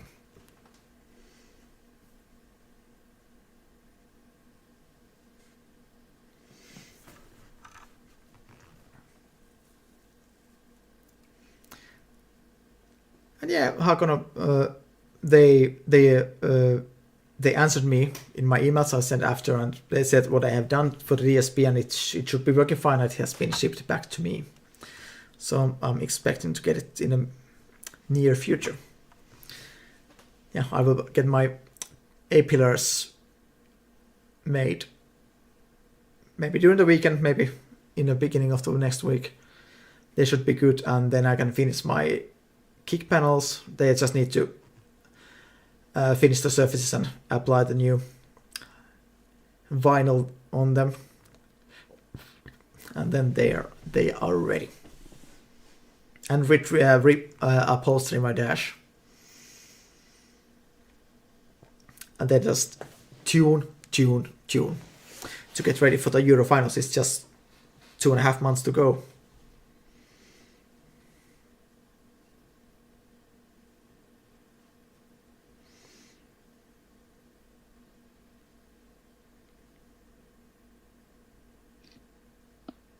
Okay. Welcome back. Yeah, thank you. So actually, we were talking about like the DSPs. Mm-hmm. Of course, I can only speak on behalf of like Helix, Moscone, Audison, and Zapco, because I have used those and seen them in action. That's, let's say, Zapco and Helix are my favorite ones, because the usability for the way I like to work is more suitable for me. Like for example, in Moscone, the big deal breaker is that you are not able to adjust the crossovers just by clicking with your arrows. For example, if you are using 24 dB language, because you need to apply it in the two different separate boxes. Yes, okay. Yeah, of course. I'm not sure about the latest software if it's available that you can tune them simultaneously. No, it's for the same side. It's still, as far as I know, it's still the same.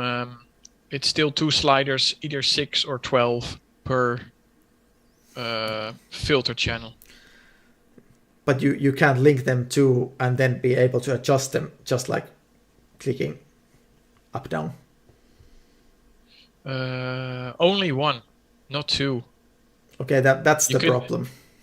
Yeah, you can. Yeah, you can have them linked from side to side. Yeah, side to side, but you can't link them for the same channel. Yeah, for the same channel. Yeah. Okay, still. But maybe there's an option to do so, and I haven't figured it out yet. I mean, there's still every once in a while a new version comes out with more features. So every time for me it takes a little bit taking used to the software. But as far as I know, you have to set them separately, so you're not able to do an easy 12/24 comparison. Yeah, or then just for example, if I like to try to find the proper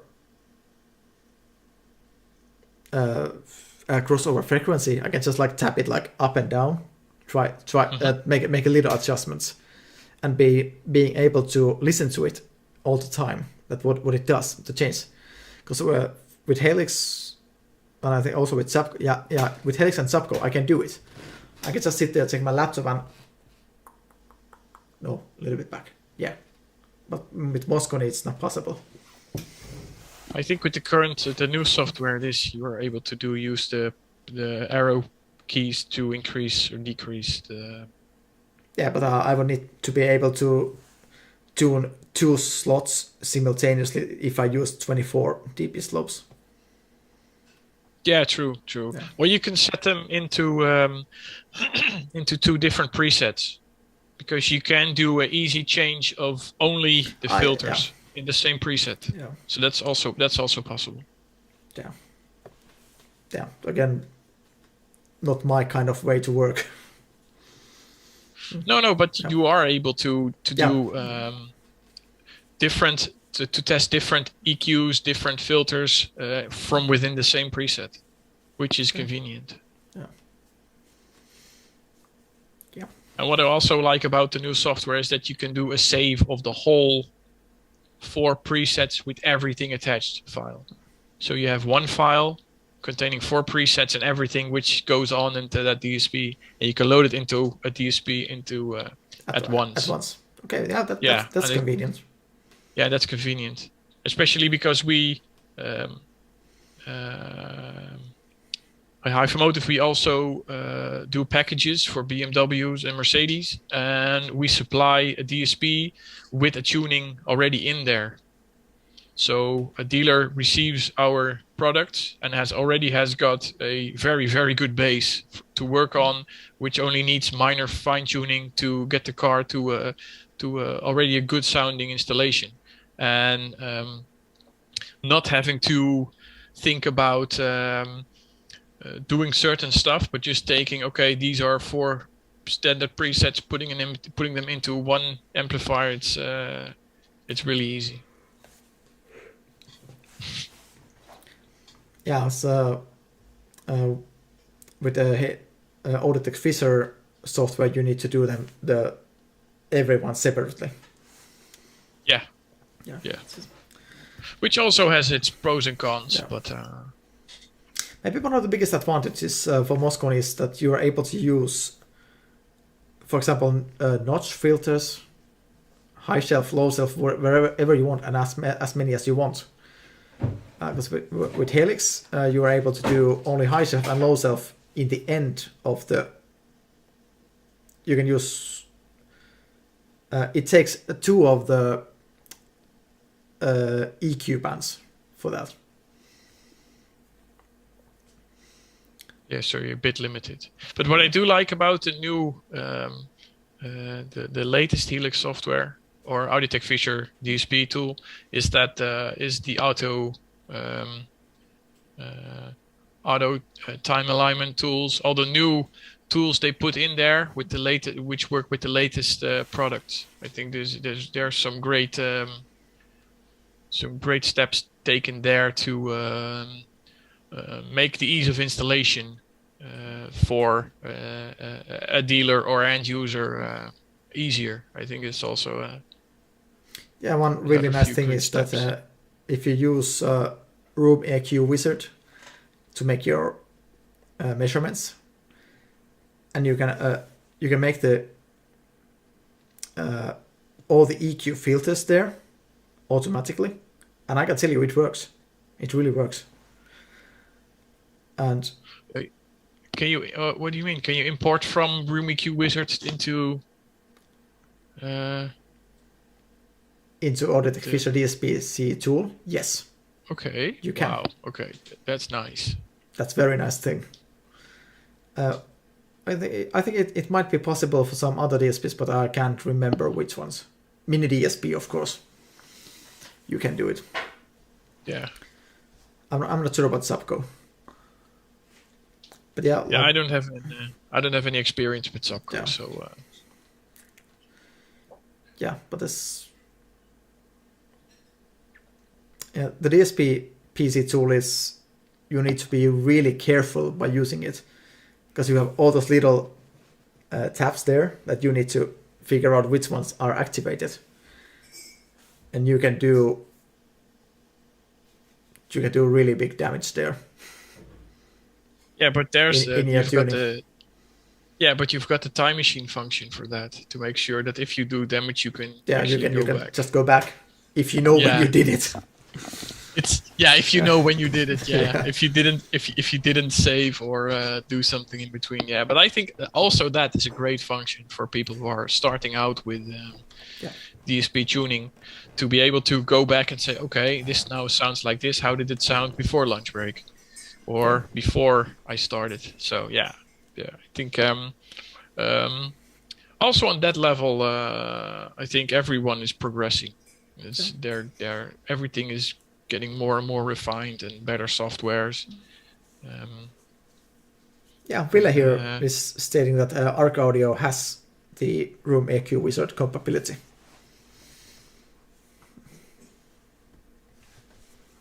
So that makes life easier. That makes life easier, yeah.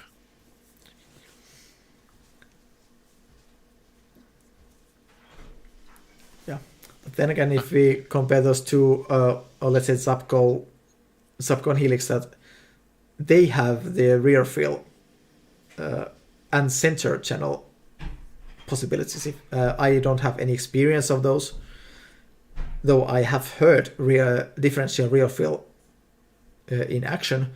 It's actually a really wicked effect.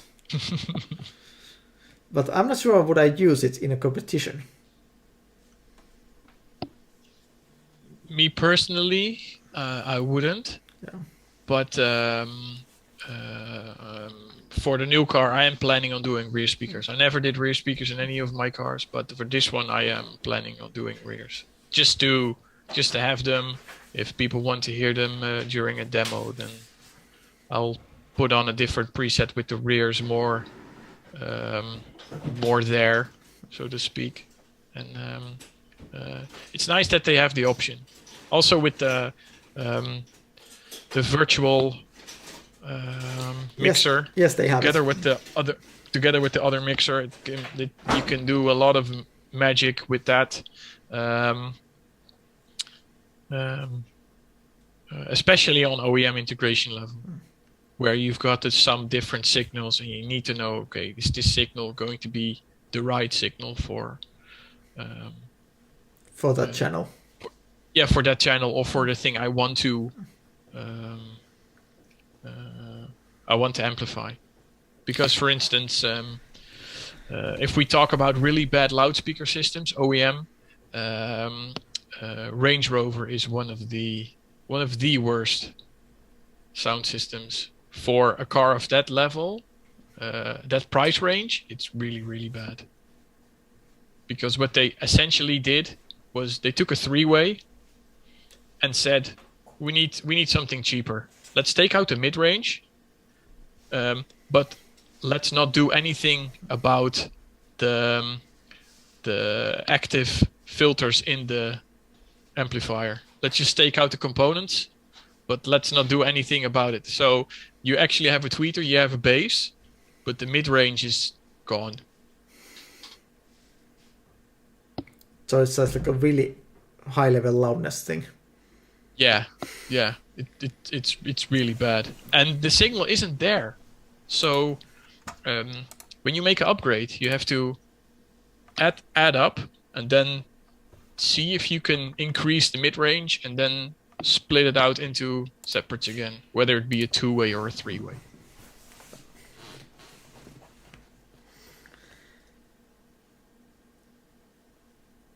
Hold on, I was about to say something. What was it? I got distracted.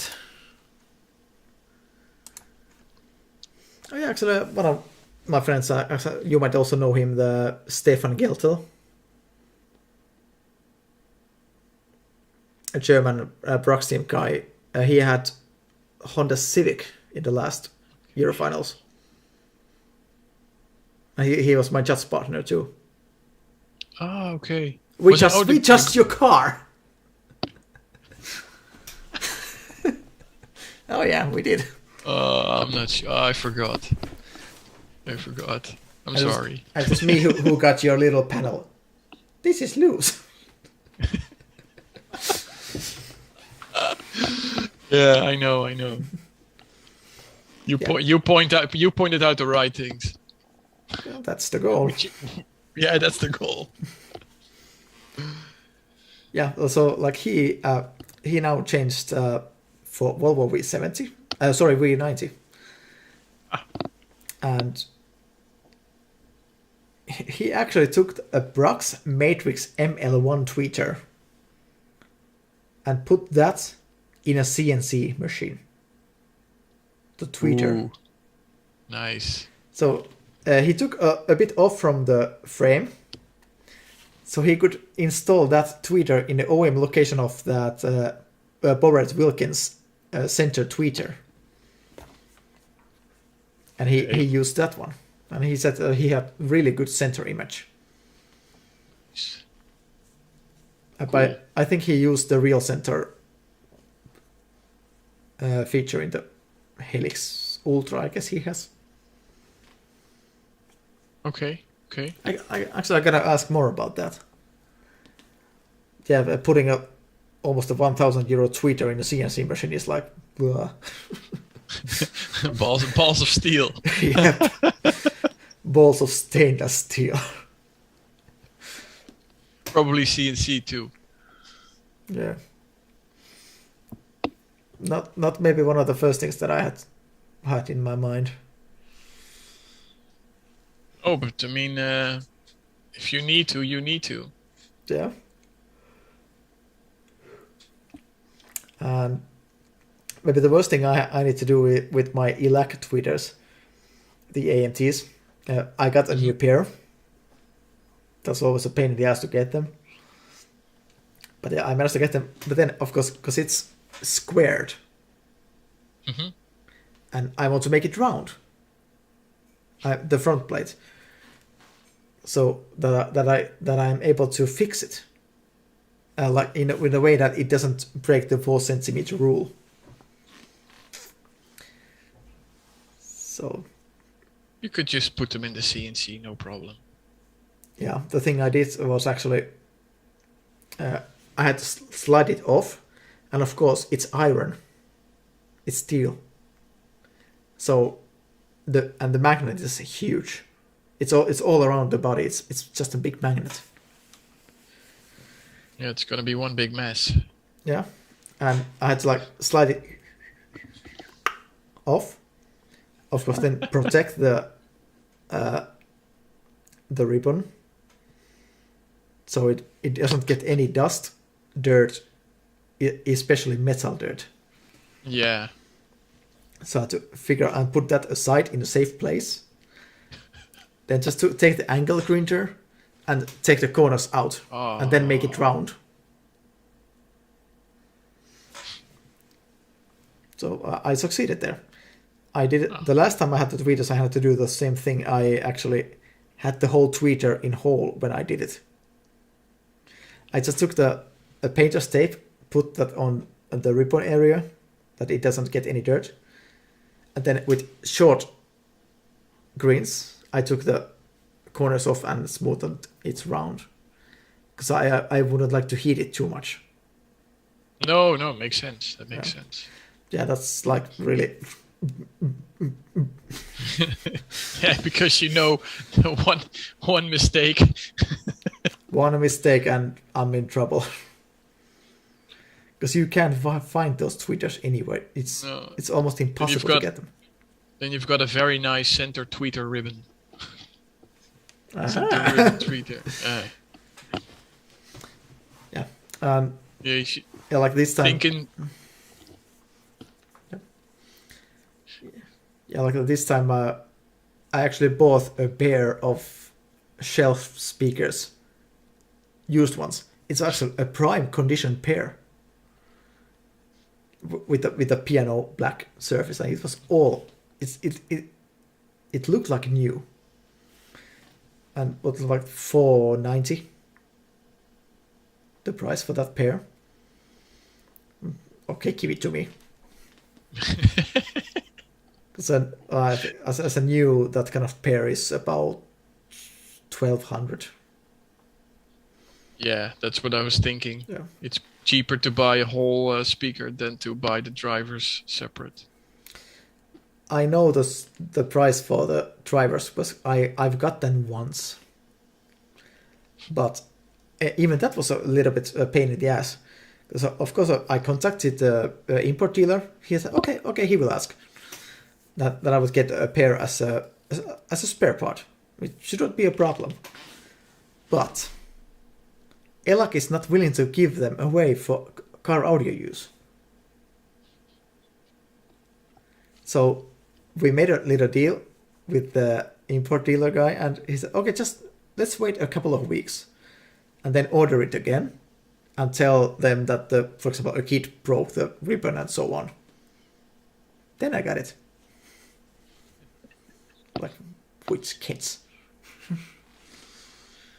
Yeah, but it's a shame that you have to sort of cheat to be able to get your products for your car.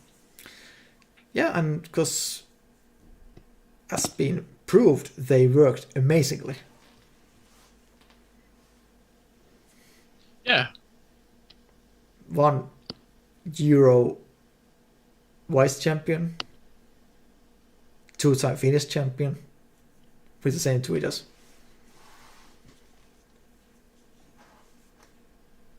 Yeah, that should be enough proof that they work. Yeah, especially the Finnish championship was like, the car was really, really good. I mean, the later one, the first time I won it, I was like surprised that, heck, did I really? I wasn't expecting it. The last time I won it, I was like really hopeful that, okay, I know my car is good, but I did not have clear image how are the others. And apparently it was the 15 point difference for the second. Which is big. It's huge. And the places 2 to 5, they were within 4 points. And I had that 15 points. That's like, I realized it just like maybe 2 days later that I was just watching at the screen card, the scorecard, a result list. And I was like, wait a minute. Oops. As Aki told at one of his videos, like that was just a win, that was an ass rape. Yeah. Yeah. So on the topic of EMA competitions, that's what question for me. Okay, yeah, bring it. Question for me to you. Well, obviously, us in the Netherlands, we haven't done any competitions in the last 2 years, which is a shame because with the change of leadership, we really look forward to get in there and trying take the level Ronald van Looy put out and increase it. But yeah, the rules with the whole situation didn't pan out as in our favor.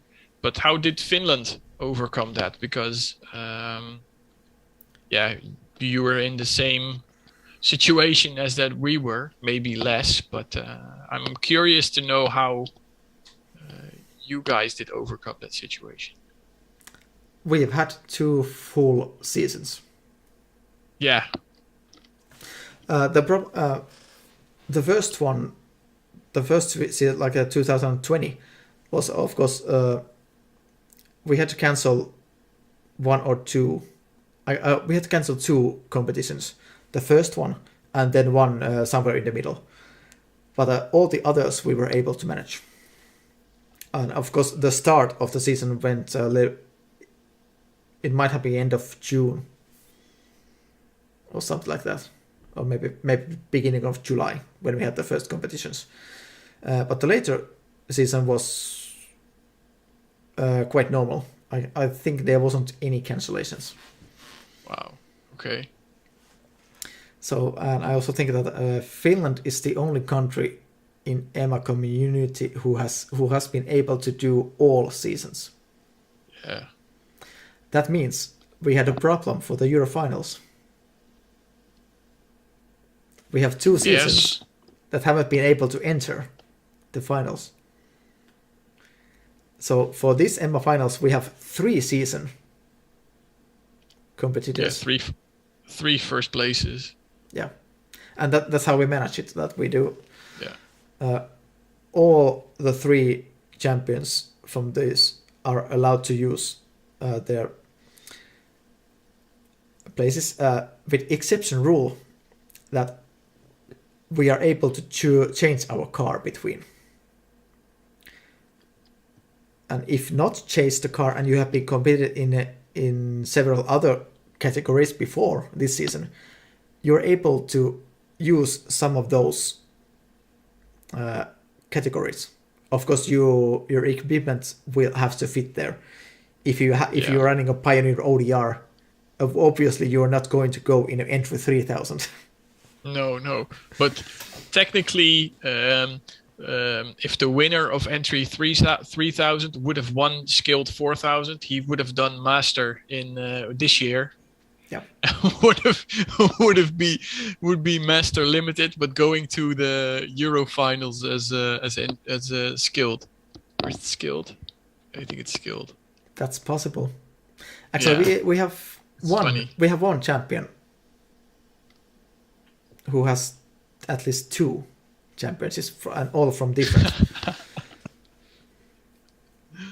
It's beautiful. Yeah, we like I said, the rules didn't allow it to do the events. We're planning to do to at least try and do a full year this year, but yeah, we're dependent on what happens at the Euro finals with the new book, with the new disc. So have you heard it? No, not yet. I wanted to order it, and then I think it was sold out, and I still have to buy it. Here it is. Yeah, I see a lot of pictures from the Americans on Facebook saying I've got it. But yeah, like I said, I've yet had to buy and download the files. It's actually available at the moment. Yeah, I read it on the Facebook that it's available at the moment. Yeah, and for the first time ever, I can tell we got music. It's a nice. That would be a nice change. Yeah, and you won't hear Alexander Plains anywhere. Yeah, but it doesn't matter because each year he sounded different. Christian. Yeah, but it doesn't matter because each year he sounded different anyway. Yeah, but we won't have any that kind of dry shit here. Okay. So we will actually have like really listenable music. Yeah, with good ambience and like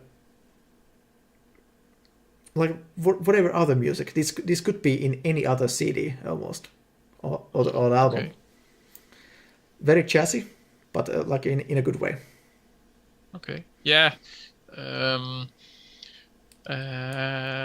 You might not know, but I've bought a house last year, so I've been doing a lot of housework, and with not having Emma to deal with for the last 2 years, my focus has been a little bit off Emma. But like I said, we plan to do a competition year this year. Yeah. So and I'm sort of looking forward to it, even though I haven't got a car to compete with. Because one doesn't have an install, the other one also doesn't have an install. Yeah. But yeah, it's gonna be fun. Looking forward to it. I'll try and download the files this weekend and have a listen on my girlfriend's car, because that's the only competition car that's currently playing. Yeah, it's exactly the same thing for me, except it's not a competition car, but it's the only one having a functional system at the moment. Yeah. I haven't tried it yet. Yeah, even though we're gonna rebuild that too again. Okay. I think we didn't even do one competition with the current build, but And by the way, that was I was about to ask, how is the... Maybe I need to talk about the whole Benelux competition scene. How do you see it? What do you mean? How do you see it? Like, how much do you have competitors, and what is the current level, if you can estimate? Oh, it's a good question. I mean, last competition we had was 2 years ago. So, but I mean, back then we were the level of the amount of competitors was getting really like a really high level. Also, in the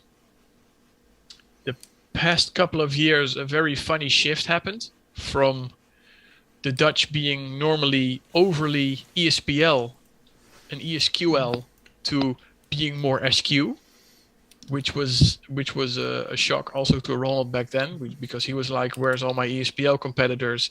Now we've got 30 SQ cars. What are they doing here? We actually faced the same thing like in 2 years. Yeah, it's strange. It's as if everybody suddenly lost their interest in subwoofers and starting doing nice sounding installations. Maybe ESQL helps too, but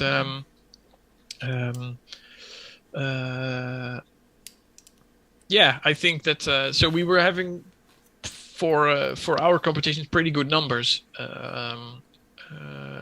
to the finals too. How many cars in the finals? That's a good question. I have to look it up. I really don't know. Yeah, because this year we had like, what, 80? Yeah, I think we had something like 70. Though, of course, it has had an exception rule there that all the entry competitors were allowed to come here in the finals, even if they are from the top 5. Oh, okay. Oh, you have a selection system for the finals. Yes, top 5 and 2 competitions. Normally. Okay. Yeah, we our finals, we usually have all the competitors, but only the people who did the 2 mandatory events, they can become the champion. Okay, you have that one too. I guess also the entry, they had that you need to have that 2 competitions, but it doesn't matter at what is your place. But of course, every other category, it has still that you need to do the 2 competitions and score in top 5 in placing points. Okay. For example, in my category, actually, there was good cars left out. Okay, because they didn't meet the criteria. Yeah. Oh, okay. For example, like I managed to survive in the finals just by touring a lot. Because I had huge problems with my sound, and actually now just right a bit after the season, I learned what was wrong. And it was just like maybe 1 month ago that I figured out what was wrong. And it was only one setting in the Room EQ Wizard. So I measured wrong. And of course, when I tried to EQ on that, it didn't succeed. The last time I was really like trying to figure out, I tried it again. And I stated, this can't be right. This can't be right. It looks good, but it sounds terrible. And I mean terrible. And then I like asked in one group, does someone have some kind of clue what might happen? Because this can't be wrong. This can't be. It can't sound like this if I measure this. Yeah. Then they found out. Okay, I had one setting there wrong, and then I tapped that one and tried again. Boom, it sounds great. Okay. Yeah, I'm just trying to see if we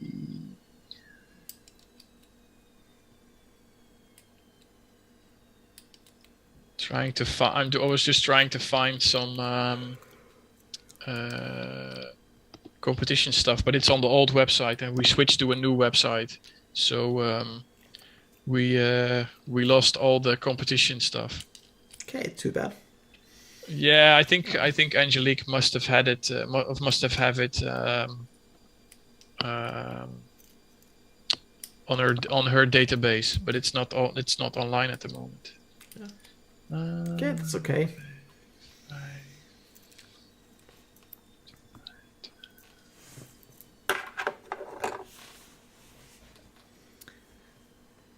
Yeah, I think the last Nationals was about 30 cars, I think.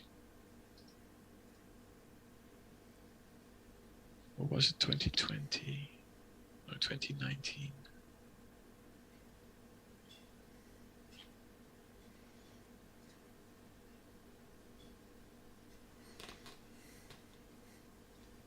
Yeah, I think 30. Which is less than I expected, to be honest, because I thought it was more. Yeah, I know. Still, we managed to get like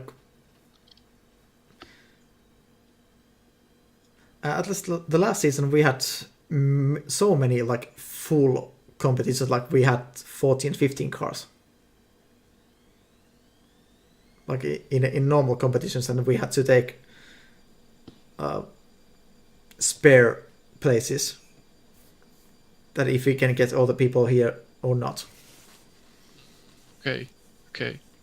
Yeah, I think for us the big one was when we were back in Ahoy in Rotterdam again with Emma. I think that was one of the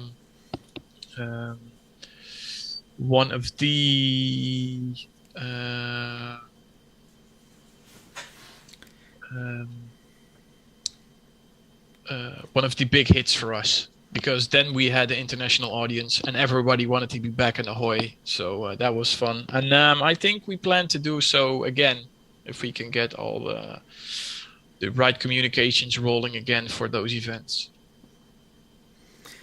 Which is sort of my task, but I'm slacking at the moment. Yeah, but I've got a couple of ideas, and I think it all depends on what the government wants for measures. But as it's looking right at the moment, the majority of the measures is going to be lifted by March, I think. Yeah, so, we have the same. Yeah, so of course we haven't got that strict as you have. No, because at some point only essential shops were allowed to open, and nothing else. So still, I'm very curious how everything pans out, and what extra tasks us as an organization get in order to do these events safely, with checking QR codes and stuff. I don't know how far you guys are with that thing, but we have a QR app which you should be able to show if you want to get in some place to eat or go to the cinema or stuff like that. We have that too. That was in actual use, but it was just after certain clock time. And it was a tool to avoid restrictions for events and restaurants. But shortly, just before Christmas, it got banned, and we need to had like stricter restrictions. Okay. That includes. It was like restaurants had to go close at 6, and they had to stop serving alcohol after 5, and there was no way to avoid it. Yeah. And then of course, I guess adults indoor sports was banned, and events totally. Yeah, from our perspective, I think events are okay now up to 1,250 people. But I think if Emma Benelux hits an event with 1,250 people, then we should be really, really happy. I think having enough judges is getting problematic at that point. Yep. And So from that I remembered the American Car Show events 2 years ago, like in spring 2019, and it was not a competition, but we were just asked a few cars to join there, and it was the first time for many years that they had even a car audio section. So we went there, and there was this one shop was the main exhibitionist, and then we got a few Emma cars there, including mine, and that was a success because me and Teemu Ekola, we just counted together, we got like 150 listeners in 4 days. Oh wow, that's really good. Yeah, we were shocked about that. Like, of course, I was like thinking the reasons. Of course, there's a lot of people. It's a very big exhibition. But the main reason, even if our cars have been in other big events, like car events, but this time we were able to place the cars sparely. Mm-hmm. So there was a lot of space between the cars. There was a lot of room to people to go there and look inside and tour the car properly. And of course, that was an easy job to get talk to them. And let's say, do you want a demo? Of course, sure. So I really had a problem when I could go to eat. And then I remember one little kid who was like walking by and spreading his hands like, what is this family car doing here? It's like a sports car or American Car Show or whatever. And I heard it. Hey, dude, come here. I'll show you. And he got to listen to it. And after that was the best thing ever. Yeah, and then I remember one girl walking by also, like, she was like looking at, is this sure that this car belongs here? Again, I heard it like, hey, you, come here. I'll show you. And she listened to car, and then she like, okay, now I got it. Yeah, that's the best thing. Yeah, it's especially people who aren't used to decent car audio, and then all of a sudden you put them in a car which does sound decent, then they're like shocked at how it sounds, and yeah, that's fun. That's one of the fun things of our hobby. Yeah, because I remember the sound at that moment in that car was the highs were actually even a bit of harsh. It was far from being like really good car. It was decent, but not great. And I managed to get it car great just one competition before the finals. When I had a great score, and then in the finals I did even better. Yeah, but yeah, still, the moment their face when you say, okay, this is not really great at the moment, and they're like, what?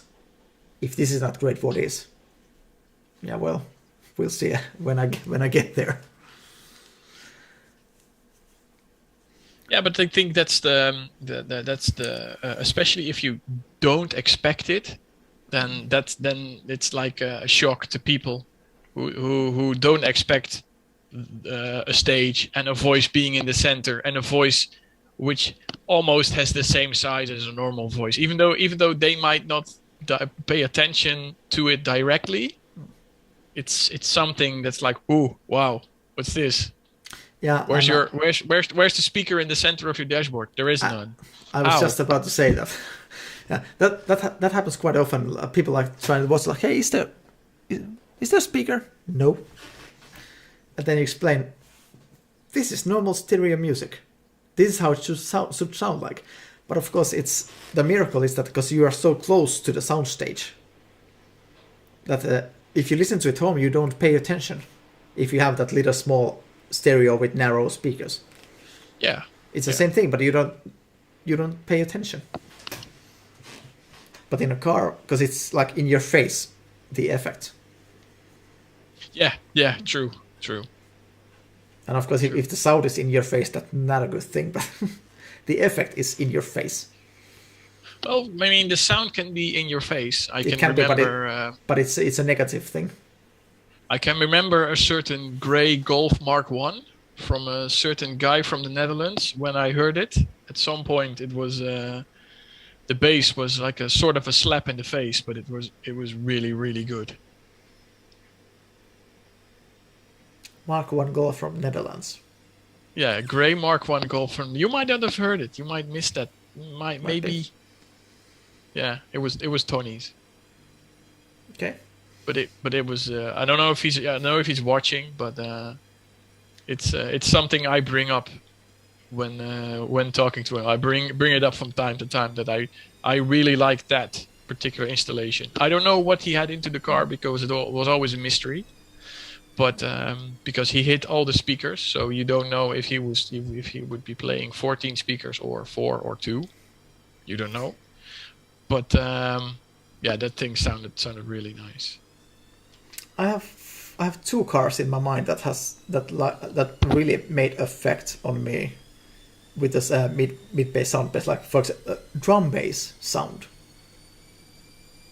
The one is DLS Revolution Mini. That bass was like, it was so effortless, but it felt like someone hit you with a shovel, with a Fiskars shovel. Yeah. Yeah, but I think that's the I like that kind of bass. You need to be shocked. I had my 106 when I did competitions with the 106. At some point I had my 106 like that too, where the bass would like really pack a punch, and I really enjoyed that. I had a certain drum track from one of those you know which one, demo discs from whatever guy, I don't know. But there was this one drum track where they would be playing cymbals very, very gently, and then this bass drum would hit, and everybody would get a bass scare. But it's actually I have the same track. Yeah, I think you know which one I mean. Yeah, I know. So that's actually I found it from Lucas Bruckenberger. He had that on his demo disc, and I got the demo disc, and it ended up to me. Okay. Yeah, I think it was on one of the Sheffield discs or something.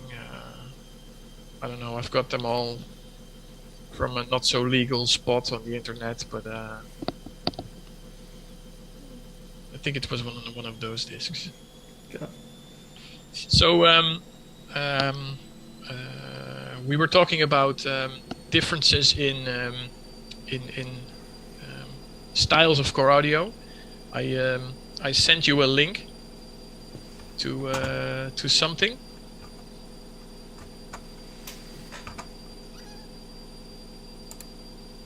Which is something, and I don't know if it's renowned outside of the Netherlands, but this is something which is pretty renowned in the Netherlands.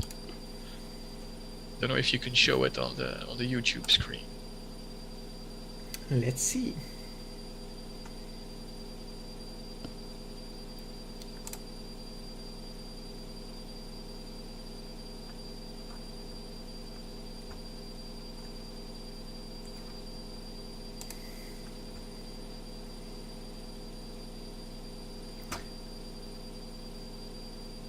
Okay, hold on, what is this list?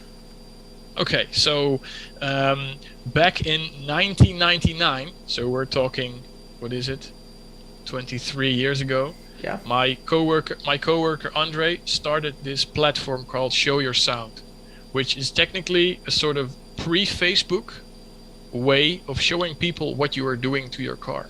So this website has been brought back from the dead, I think 2 or 3 years ago. This was all hidden for a long time when the website went offline, but they brought it back. They took an old backup and brought it back online. So that's a long list. Yeah, so when you click any of the links, you get the installation of that specific car. So you can see the type of the car, the model year, and whoever built the car. But a lot of the old or the OG installers from the Netherlands, they all have got a page with one of their demo cars on here. And it was a way to show people, okay, this is what I did to my car. This is how I did something. This is how I fitted this type of stereo. Some pictures are of the finished product, but there are also a lot of pictures of people who just kept updating the page with pictures of their installation. And it's something I used to refer to as when I was younger, when I was looking for installation pictures or inspiration to how to do an installation. You can see everything is quite basic, or basic, not necessarily basic, but it's all it doesn't show the picture though. No, doesn't it? No. Oh, they load on my PC. That's a shame. It doesn't show you pictures. At least the ones I randomly clicked. By the way, there's one note from our viewer here in the chat about... Okay. Hold on.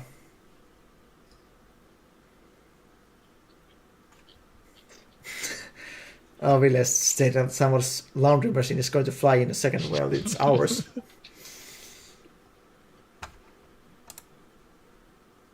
So I sent you a link to one of the things that works in my... Okay, now it works.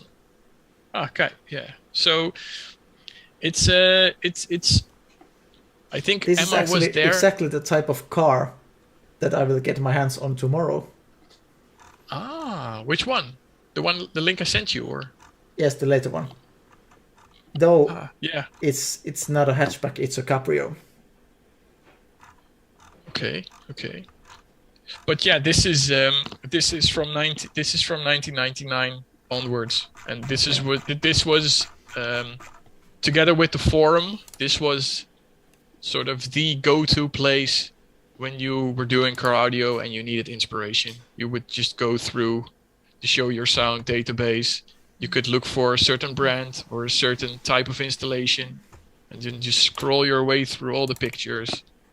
And I think a lot of people my age took information from there and took it to their installations. Okay, yeah, I shared the link in a chat. Ah, cool. If someone wants to try it. Yeah, the one you shared is the. Oh yeah, when I press the link, it doesn't show. It's weird. Okay, and if you just pick up the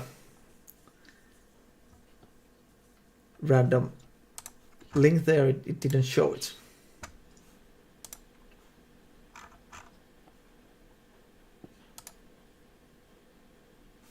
Nope. It's weird.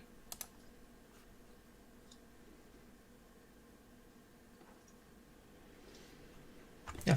In the meanwhile, there's also one viewer here about the car audio scene nowadays.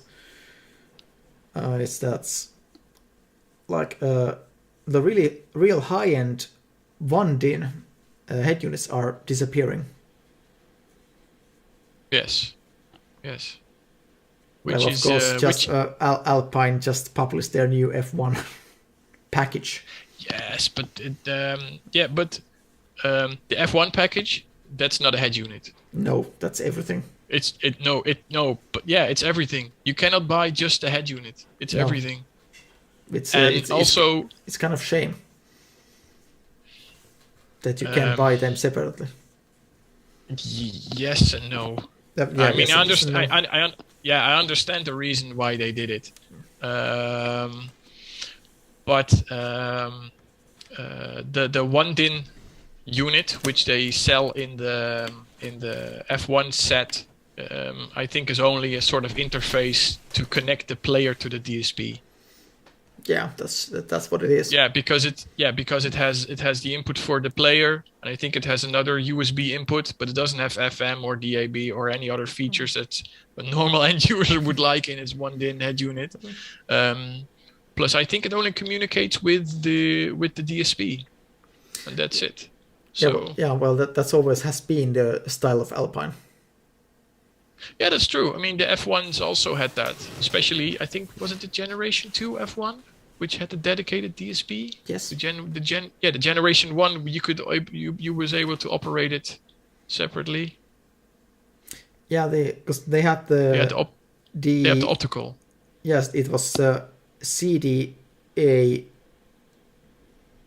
7990. Yeah, you want me to grab it or? now you offer it, because I was at one point I was looking after one. Now I don't need it anymore. No, but it's incomplete. The one I've got is incomplete, and of course the screen is broken. But it was a gift, so I cannot complain. Yeah. But still, that head unit has the Alpine iNet. Yes, that one has the iNet, and I think the latter one has got the different bus where you also need the DSP for it. Yeah, the smaller DSP. Yeah, so like that kind of feature, it has been in Alpine product range for a long time already, and still is, because they use the iNet connection in their previous DSPs, except of course the F1 that had the Ion bus, but again it was its own type of coaxial or something like that. Yeah, correct. Yeah, and well, I think same thing applies to Pioneer ODR. Yeah. Even though I think personally it's a shame that I don't know about the other manufacturers, because nowadays I only look at Alpine, but I personally think it's a shame that there's from Alpine no more decent one DIN head unit. Because I'm sure there's a market for a good quality head unit with 4-volt pre-outs, DAB, USB, just the standard stuff, but with decent pre-outs. I think there's still a market for it. Because there's still cars sold with one DIN slots. There's still people who are looking for something better than just your general head unit. But then again, maybe why to use €1,000 for a head unit if you use your phone as a source, for example? Yes, it's true. That's true. But is it then guaranteed that your phone is the best source? Maybe not the best, but it's absolutely one of the best. Yeah. And you can use that 500 for a DSP with a Bluetooth or even a straight USB connection. I don't see a reason to spend.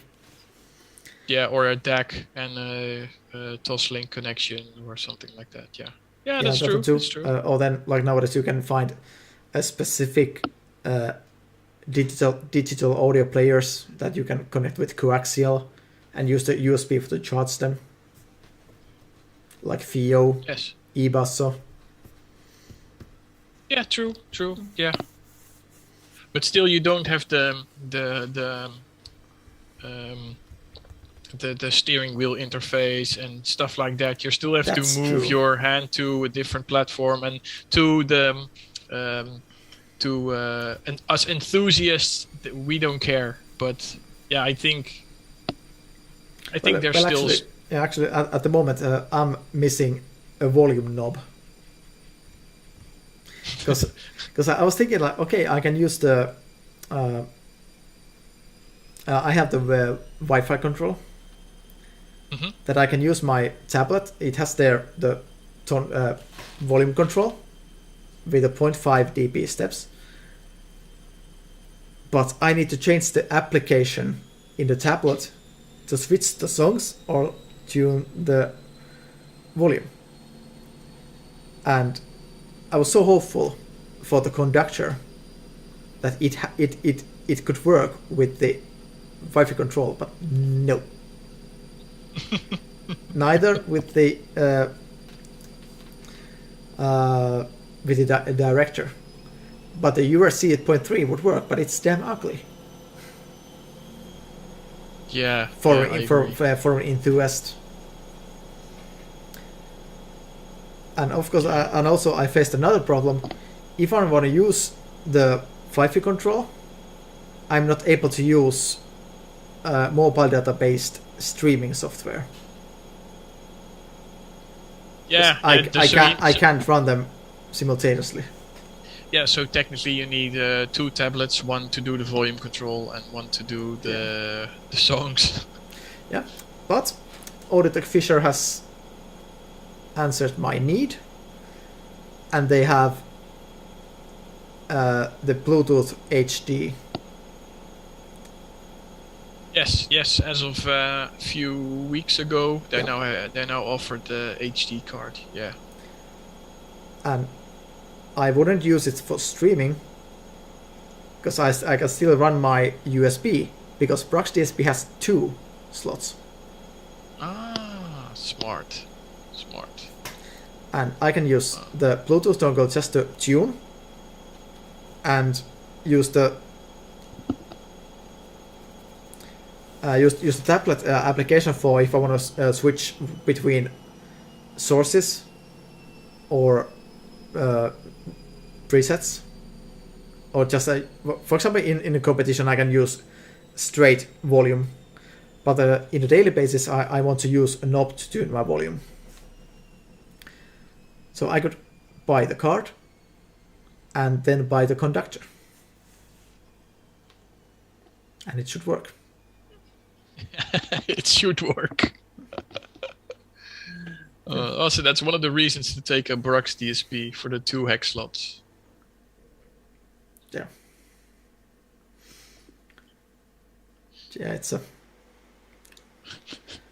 it's a fucking expensive 2 slots, but till now it has the DSP has been worth the money.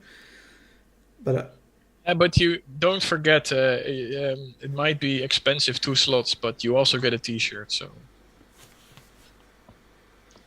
5,000 euro T-shirt. 1,000 euro T-shirts.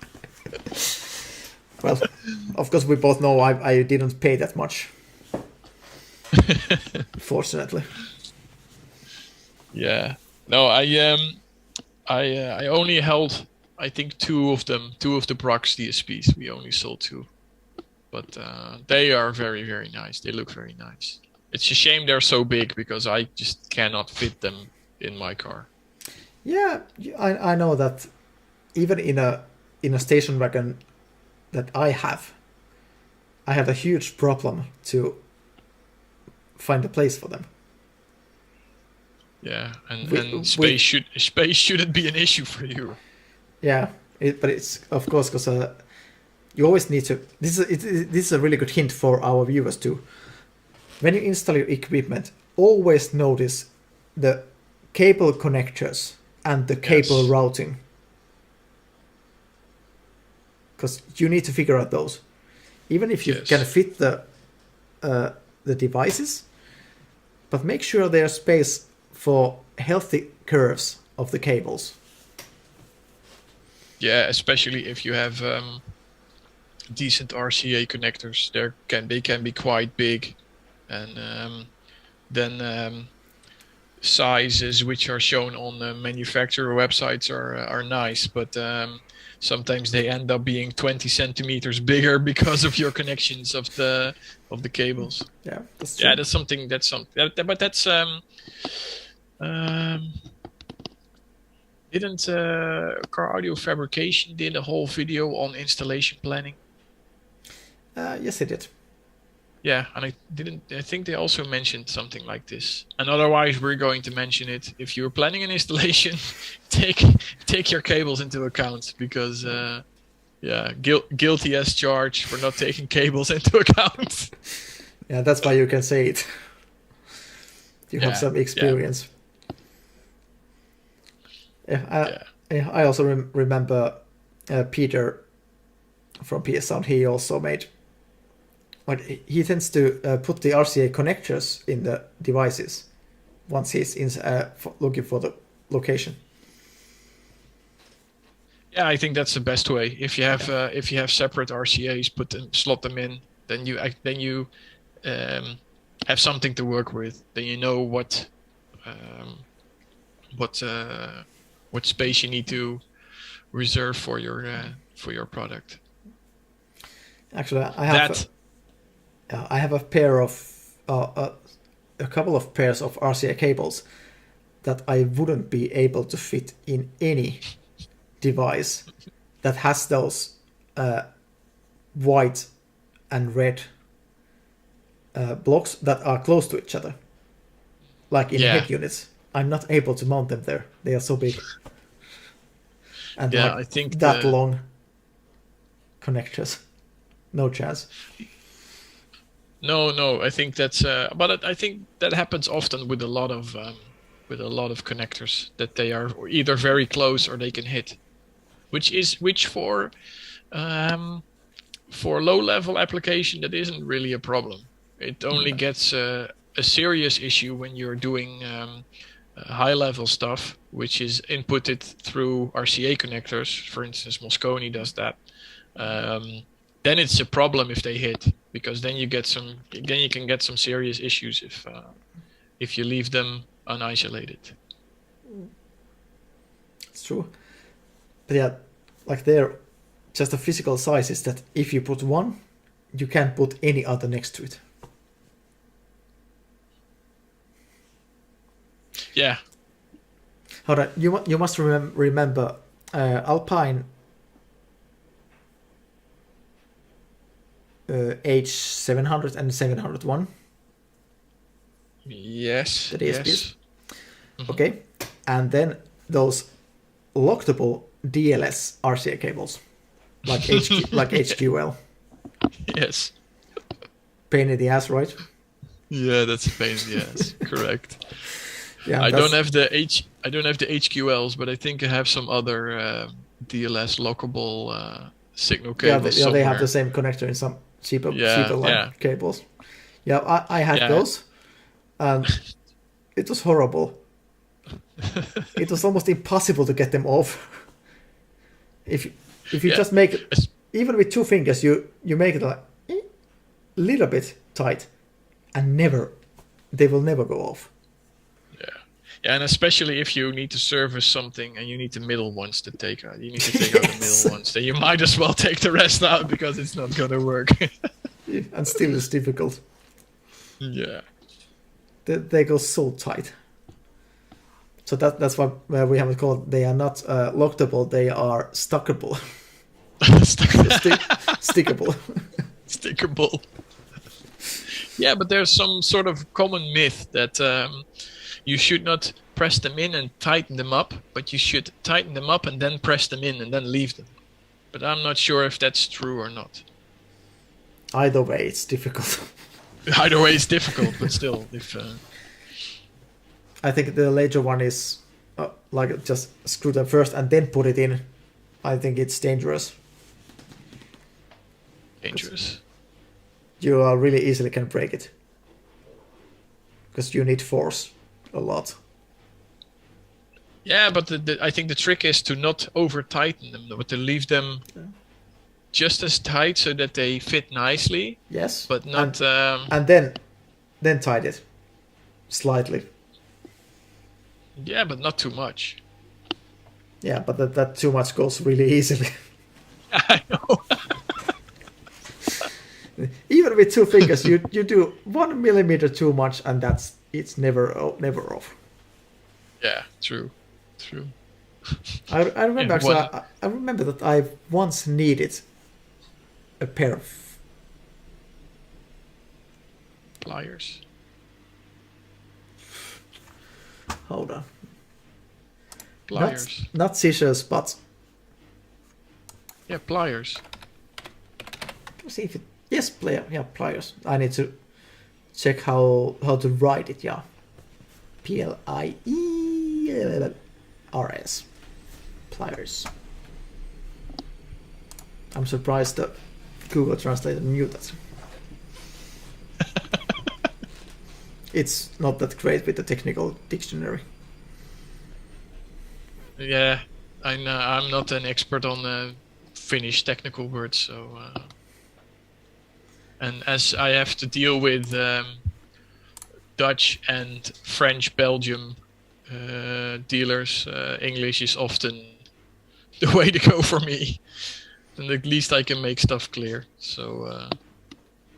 Even if you have those stubborn Belgium who speak only French. Yeah, of course. No, but I converted them to English. Okay, that's good. Because like in Belgium, it's like two kind of people. They have the Flemish people, and they have the French people. Correct. I personally think they're better off splitting that country into two and just putting Flemish Belgium to Netherlands and French Belgium to France. That would solve all issues. Yeah, it's like turn them 90 degrees. Yeah. I think that would be best for everyone. But yeah, and then Switzerland is tricky. Oh no, we should leave Switzerland because they always want to be Switzerland. Yeah.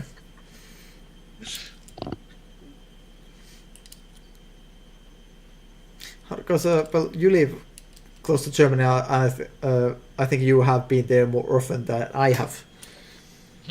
Is that I noticed like Austrians speak better English than German.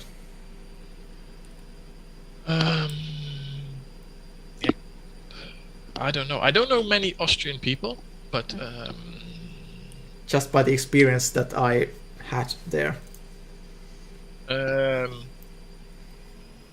Yeah, I think it also depends on the area you are, because if you are in like a tourist area, which it's more likely. We both went to Salzburg. That's tourist area. It is. Then it's much more likely that the people will speak decent English. Yeah. But I don't know if there's really a big difference between the Germans not speaking English well or not. Maybe they are.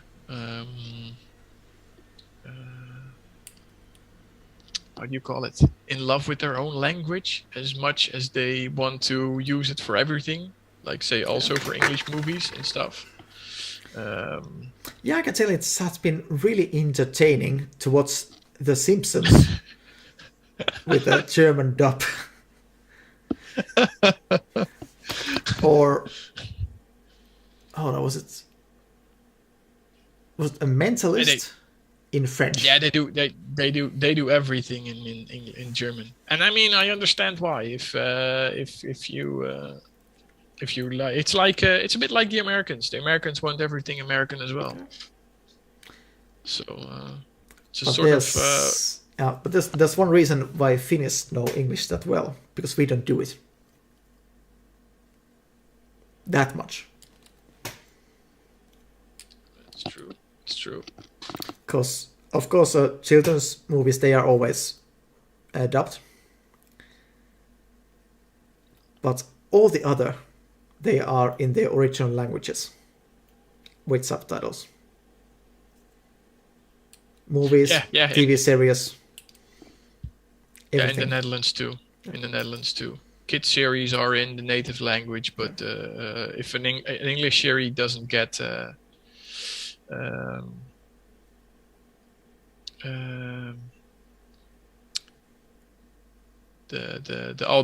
if something is native English, then it's not getting overdubbed.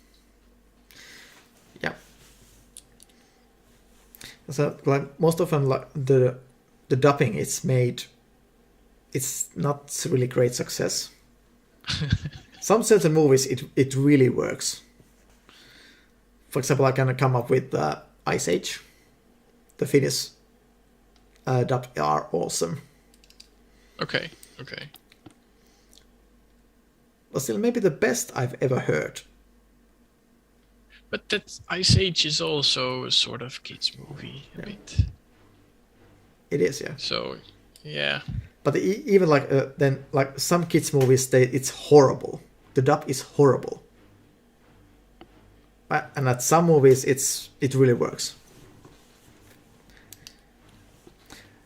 But yeah, the best dubs I know in Finnish, it's definitely Aladdin. all the 3 movies, they are pure diamond. Are there 3? Yes, there are 3. Okay, I don't know. Aladdin and the... What is it in English? The original one. I don't know. I think it's just called Aladdin. Might be. Yeah. I don't know. Might be, yes. And then the second one is Return of Jafar. And the third one is King of the Thieves. Oh yeah, King of Thieves. Yeah, I remember the title. I haven't seen it. But then again, I'm not a big movie watcher, so... I did watch... What's the movie with the cat boss? You know it. Cat Boss? Yeah, with the cat... Oh, no, that's Japanese. That's not the Finnish. Oh, I was mistaken with the Moomins. I'm sorry. No, never mistake with the Moomins. Hey, I seen it. Don't blame me. Yeah, at least you know it. And you know this as a kid who lived in the 19s. So, a huge move in time. Like, I still can't imagine they censored 2 episodes. The one with the pirate who took the... I don't even know the English names.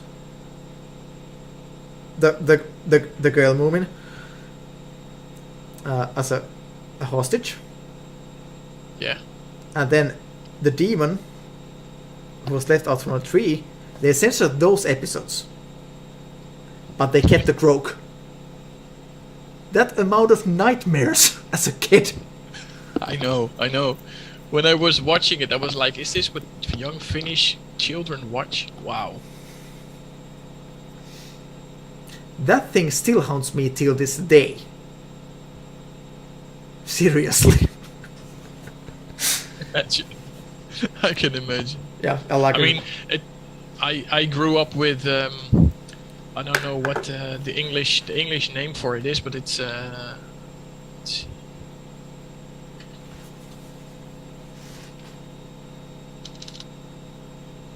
yeah, and I like those dreams.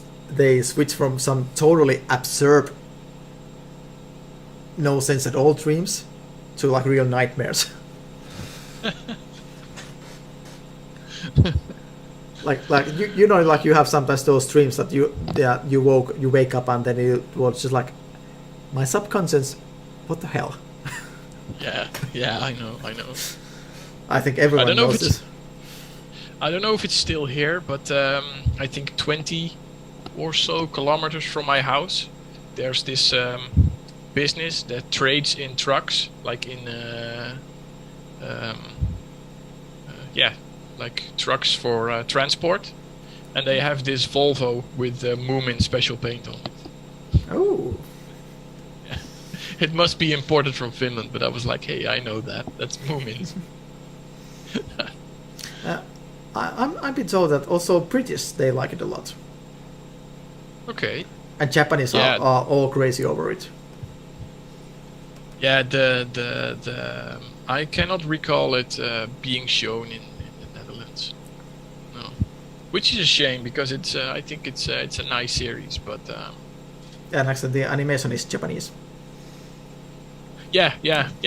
And even though we did had some Dutch dubbed Japanese style anime children series when I was younger, which involved a sort of a crow being depicted as Hitler, and oh, we shouldn't say that word, but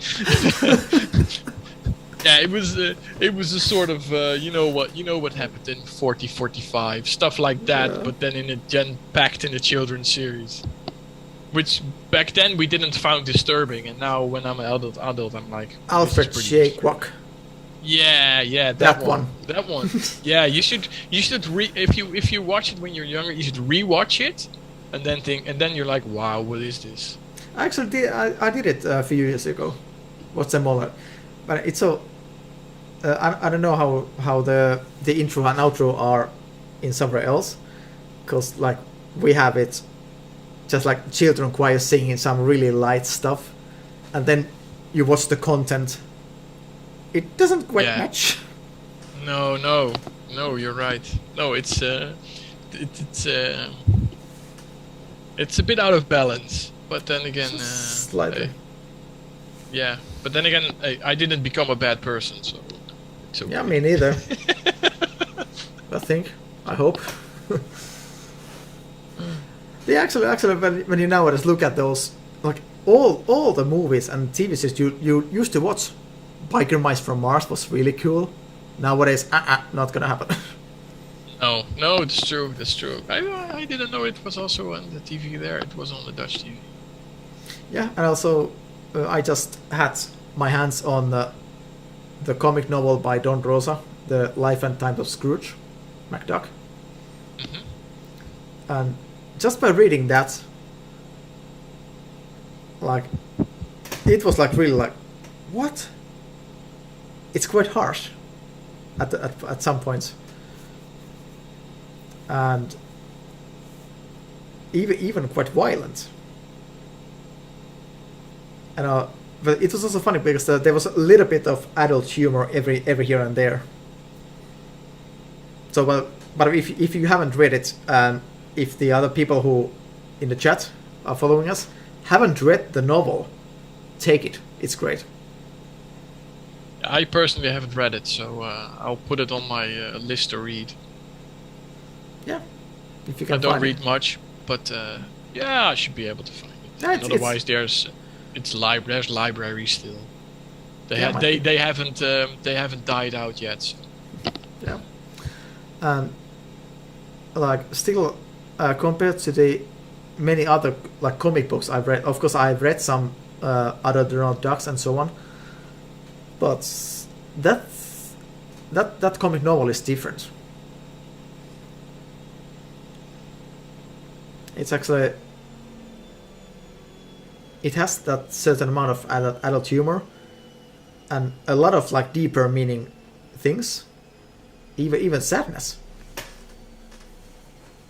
like a extent that you wouldn't take normally from a comic book, like especially Disney comic book. Yeah, but I think when you look at the Disney animated movies, then a lot of them have deeper meanings. Yeah. But as a kid, you watch it on a more superficial level, so you don't notice it. But when you watch it as an adult, you think like, this is maybe a sexual reference to this or something like that. And there's all these things that which should be there. Yeah, as a kid, you don't realize it. No, but it's there to entertain the adults, and the storyline entertains the kids. And that's if done well, it's really good. Yeah, and then if you watch the old Disney movies, like the original ones, they are quite brutal. Yeah, true. I don't know how we came from car audio to Disney movies. I was just thinking the same, where it came from. But also, as a side note here, I was talking about this, the times, Life and Times of Scrooge McDuck. There's also an album of the same name. It's just Scrooge, so they don't get screwed by Disney. They didn't use the Scrooge McDuck name. But a solo album by Tuomas Holopainen from Nightwish. He made a kind of soundtrack for that comic novel. Ooh. Oh, that must be interesting. That's I really like the album. It's not metal or anything. It's more like a movie scores type. Yeah, more like ambient yes, sort of. Yes. Yeah, but that's nice. That's nice to. Actually, I can. But it's in. You can find it in YouTube and in all streaming services. I can actually link it in a YouTube version. That one. Which is also one of the reasons why I like AutoSound, because the CD reviews are usually pretty good on the second to last page.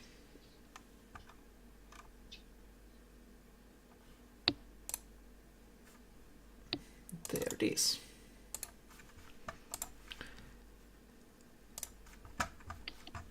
Not that one. And also this album has quite nice collection of, sound quality is pretty good. Okay. And the cover art is drawn by John Rosa himself. Okay.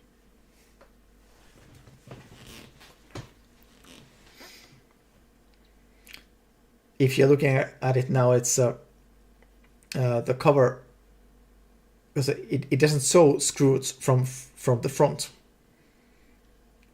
So that was one thing that they can show. They can show his face, or use the whole name. Because it's a trademarked thing. Exactly, and heavily. So you don't want to mess up with Disney lawyers. Okay. So on the topic of DSPs and tuning, can I show you something, or show the public something interesting? Yes. Bring it on. Okay, let me just grab it, because it's in the back. Okay. Yeah, we got some product unboxing here.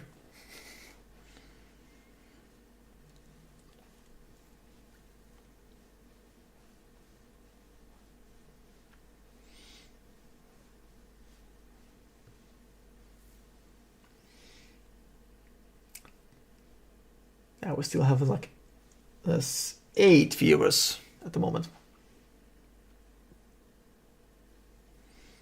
Some people have gone to bed already or something like that.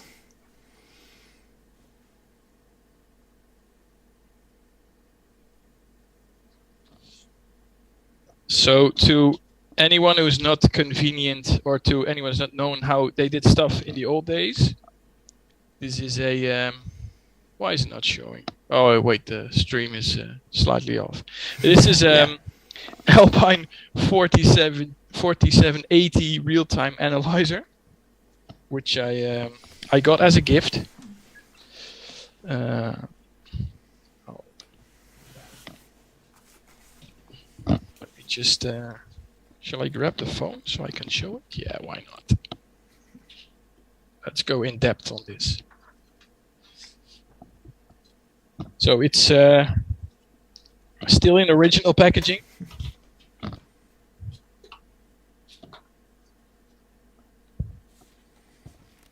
Still in original case. Let's just put this aside. I gotta admit that I've never seen this. No, me neither, until my coworker Andre showed it. Or heard of it. But yeah, or heard of it. This is apparently something special, which only distributors at the time were allowed to have or got. It's really, really cool, because you actually take the cassette through the car. It works off a measurement mic, which you clip on the headrest. Works off of 12 volts, so there's something, there's been like a power supply, and in here is a roll of paper, and in here you have different color pencils, and you can actually do the measurement, and it will print out the measurement on the piece of paper, and you can make a printout of the piece of paper to show what the RTA curve of the system is. And with the pen you can color the you can differ the different measurements. Yeah, so you have red, blue, black, and green lines. So you can do, say, a 4-way system or 4 measurements on one printout to. So you can take this off so you can see. So you can do separate measurements. But it's something I personally never heard of, and so here you can see it's like a printer type of thing which goes up and down and prints your graph. And you can even buy, I think you can still buy the replacement paper rolls for this in the Alpine EPC. Here's the paper roll. So it rolls off paper from here. Might be seen better if you take your finger off from the lens. Sorry. Yeah. Okay. Yeah, so like this. I've yet to try it. I really want to try it. Obviously not with the cassette because I don't have a cassette deck. you need to install one. Yeah, I think I gave the last one I had, or the last one I received away to German Nobby at the Eurofinals. Very nice old the Pope Nobby, a very nice old Nakamichi cassette deck. Yeah. So yeah, this is something this is pre DSP, pre DSP, pre PC, but something which was I think at the time very progressive in sound tuning. And I'm trying to source the original CD, which should be here, because I want the set complete, just for old time's sake.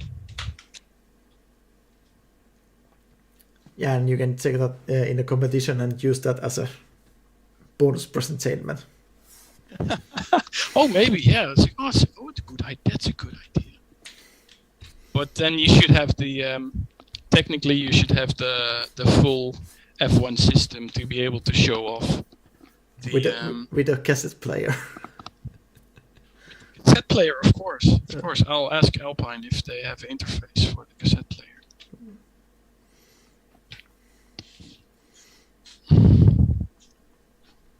And then there goes some millennial kid and puts his phone in the cassette deck. Yeah, but I don't think the iPhones are that small anymore that they fit in the cassette slots. They used to be, but they're not anymore. I think this might go. That's an iPhone 7. Which yeah, I'm not an iPhone user, so I don't know. Yeah, and still just which is maybe a day or two ago, I bought a new one. It's a 12, okay. And this is 12 mini. And it's the same size as my 7. Yeah, but then it's called mini. Yeah. Yeah, it's a bit the same as buying an old mini and buying a new mini, and then comparing the size and figuring out your old mini fits twice into the new mini. Yeah, and then the actual 12 it's bigger, and then you have the Pro, which is even bigger.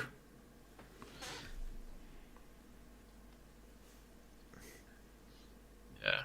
You could almost use it as a head unit, standalone head unit. Yeah, I think it might be.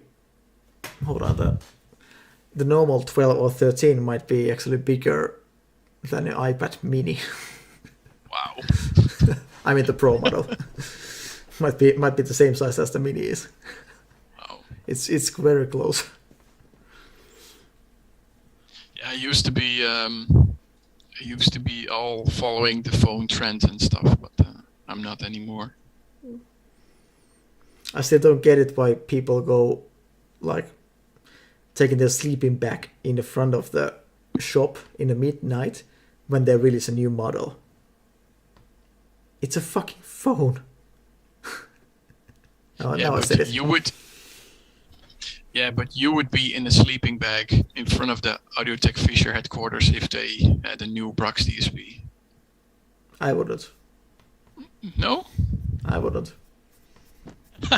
I want to sleep my day and take a call in the morning. Like, okay, you can have one.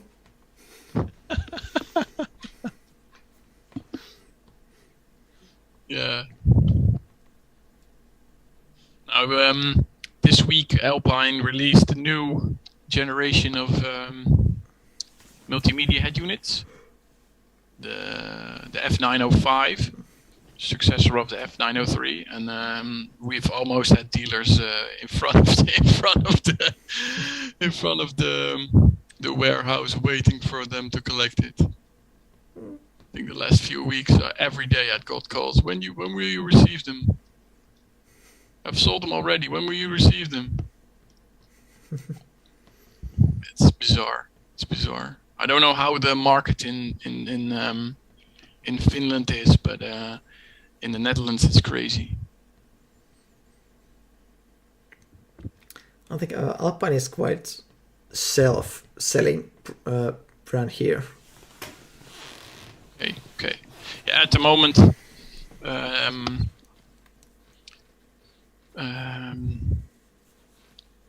I think Pioneer and Kenwood have issues with deliveries, and Alpine can sort of deliver. So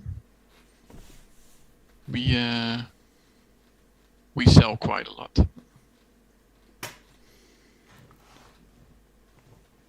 Which isn't bad, of course, but. Yeah.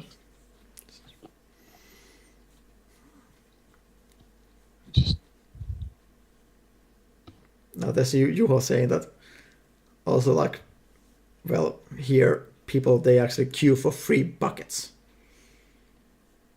Buckets?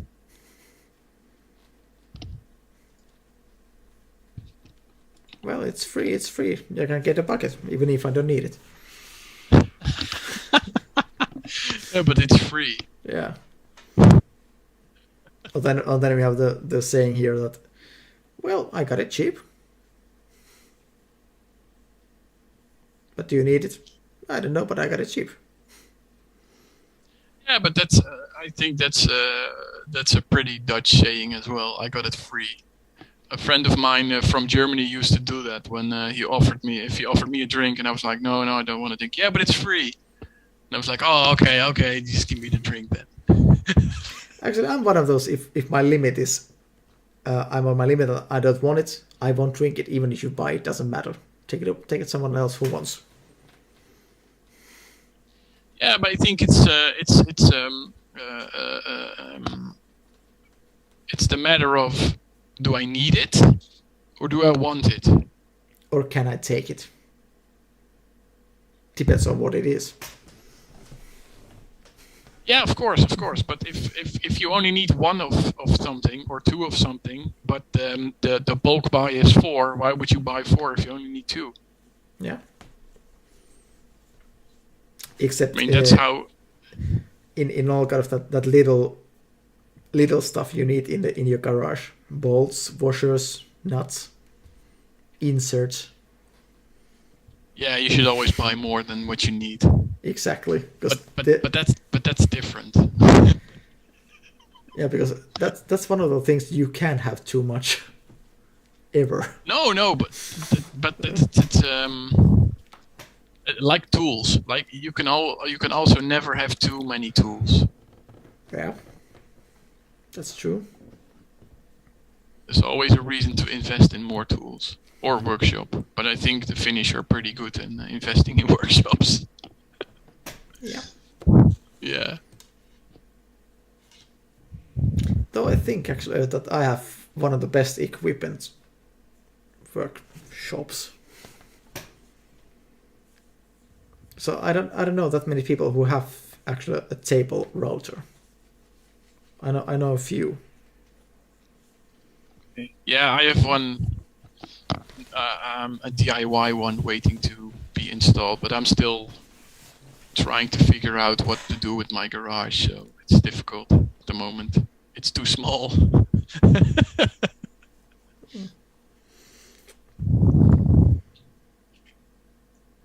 Okay, Ville has some close call situations on the road. He said that there was also a Schenker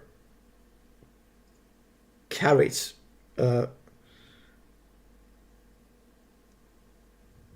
Hold on. He was about to crash a Schenker carrier, a carriage, the rear part of the lorry. Okay. I don't know what is it called. The trailer. Yeah, trailer. Yeah, so trailer was almost crossways on the road. Oh, is it snowy in Finland? It's actually a quite snowstorm. Ah, okay. Yeah, we're expecting. We just survived Storm Corey, I think. Yeah, that was beginning of this week, and we're expecting heavy rainfall now. We don't often have snow, which is good because I hate snow. What? What's wrong? Yeah, but the Dutch are not. They don't understand that we don't have the infrastructure for snow. In Finland, they have the infrastructure for snow. In Finland, they have signs above the road saying stuff. And we tend to put stuff on the road. But if it snows, there's no more stuff on the road. No. It's, I think snow in the Netherlands is horrible if you're from Finland.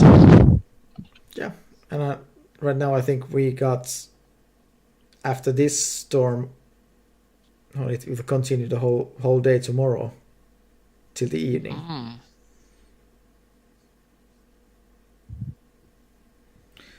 Yeah, it's I think we will have about 0.5 meter of snow on the ground. Wow. I don't know when the last time that happened here. Last year we had pretty heavy snowfall. Yeah. I think it was like 15 or so, maybe 20 centimeters, minus 12 at night. And that's pretty bizarre for the Netherlands. But I think for you it's just normal. Yeah, that's what we call Tuesday. Yeah, t-shirt and flip-flops. Oh, that one too. I think the worst in the near history was one narrow area in Pohja, Etelä-Pohjanmaa, you might remember, southern Bosnia, near Vaasa. Okay. Between Vaasa and Pori, if you remember, on the west coast. No, I haven't been there, I think. Let me check the map. Yeah. Or you can just try Merikarvia.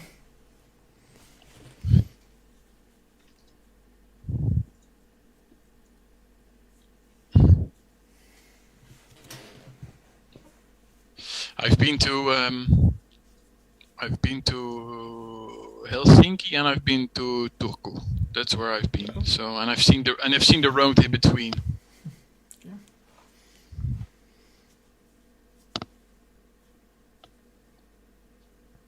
Which was also around midsummer. So you know that's the best time for the weather.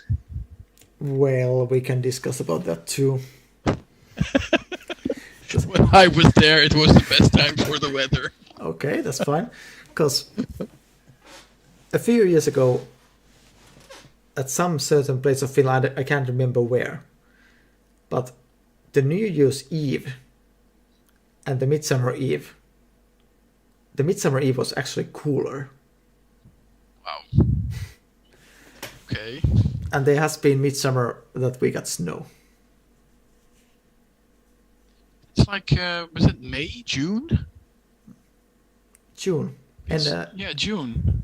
Third weekend of June. Wow. Snow in June. Yeah, this is a real meteorological asshole. The whole country. Especially Helsinki.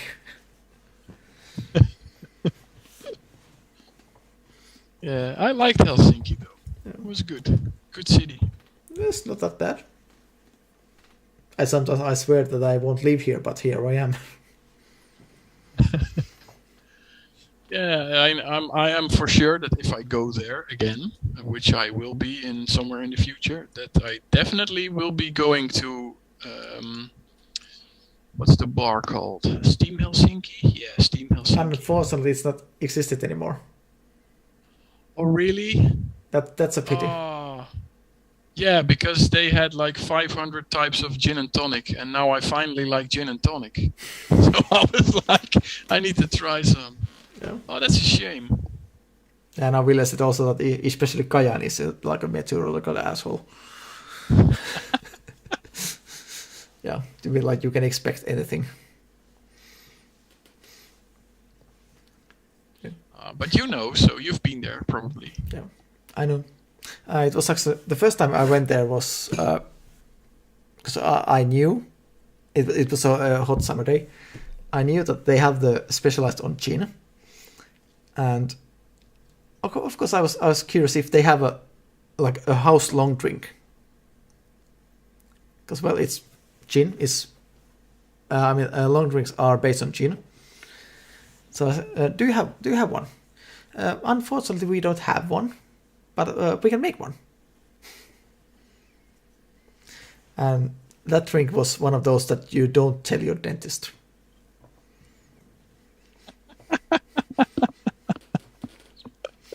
Because it had all possible citrus fruits. Like orange, lime, lemon, grapefruit. Oh. And of course some syrup. But I can tell I've never had that good drink for a hot day. It was it was 11 euros, but it was all worth it. It was so very delicious. Yeah, I can just remember going there with I think free coffee. Something like free coffee, even at 12 at night, and they had really nice beers. That's the only thing I can remember. Sounds like you go for a beer in a gin bar. Hey, back then I didn't drink gin, so what do you expect? But there was also another really nice place to drink and eat there. A few streets from there, so I'm looking at the map now, but I probably won't find it, or it's not there anymore. Could also be. Yeah, there are possibilities like about 200. Yeah. I'm looking at all the 200 now. I remember also when we went on the desk, the bartender was like, "Okay, first of all, I need to apologize to you that from all of that we have only like 89 gins available at the moment instead of normal 92." Yeah, isn't that the best excuse ever? Yeah. So you can still drink because I think they had like you said 94 gins and 5 types of tonic. So technically you can make about 400 and something combinations. Yeah. So there's still a lot of combinations left for you to try, and they're still apologizing. Yeah. I think it's great. No, I cannot find it. I think it was. They'll probably won't be there anymore. Anyway, that's not too bad. But hey, yeah, you come here and there's a. If I live here still, but so we are looking for a house at the moment, so we might not be in Helsinki anymore, but somewhere nearby.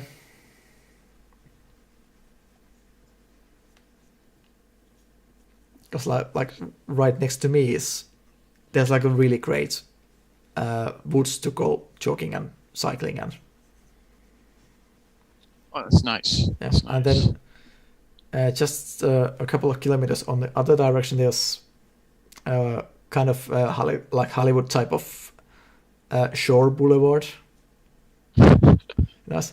and right next to it is a very traditional old archipelago cafe. You know that, like red cottage with white decorations by the boat docks. Okay. Yeah, I when I look out of the window on the front, on the third floor, because on the first and second floor you don't see that much. Then I look out of the river, the Maas, or Mause, I think it's called in German, which flows through Germany, through the Netherlands, and then to the North Sea. Okay. And then and I look, and where I look over is just sort of flatlands, so I can see pretty far away. Okay, are the chat people, which kind of place you have to watch to? Let me look it up for you.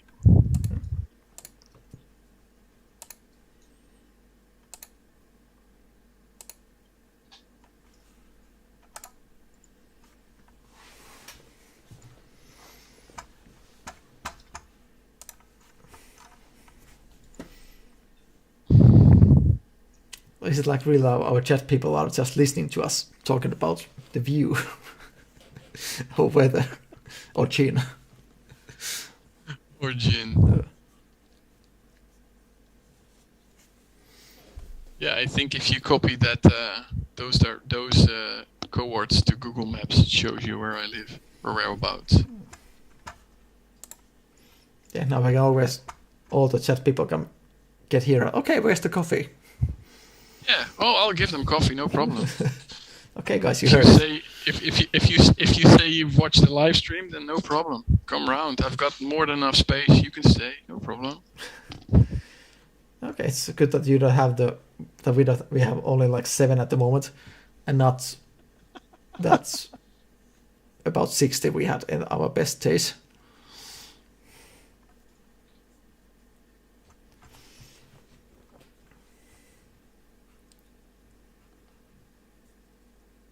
By the way, about those viewer numbers, have you noticed the same that I have? That if you make educating content, it's really extremely difficult to get views in car audio.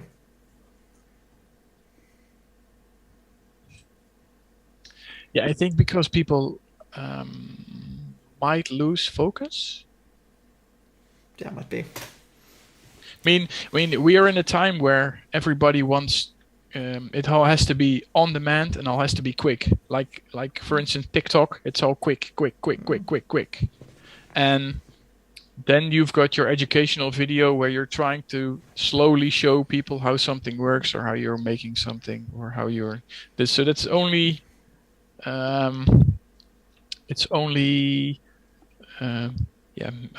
made is not the right word, but made for a certain type of people who are really looking for that type of content. Yeah, I think it's really difficult to make content like that, but still make it educational. Yeah, I think then you could almost go to a point where you do sort of a quick educational video on how you make it for the masses, so to speak, and then you have your Patreon, whatever separate platform where you share the video, the extended cut with all the talks around it and why you're doing something, and stuff like that. Yeah, that's a bit like Peter does it, but I think Peter still is very elaborate in his explanations in his own videos, like the public videos. Yeah, he's really giving away a lot. Yeah. So I think that actually his channel is a really good example of that, because, well, of course now he has got a lot of following already, but still, if we compare if you make a video of a rattling car, that gets hundreds of thousands of views. This type, a few thousand. So like in that case, car audio fabrication is the only one who has been like on his own level with doing like educating stuff. Even he doesn't go that deep, but he shows a lot of what I got from his channel is the craftsmanship skills and how to use a router. That has been like the content I got from there. But then again, Peter talks a lot more about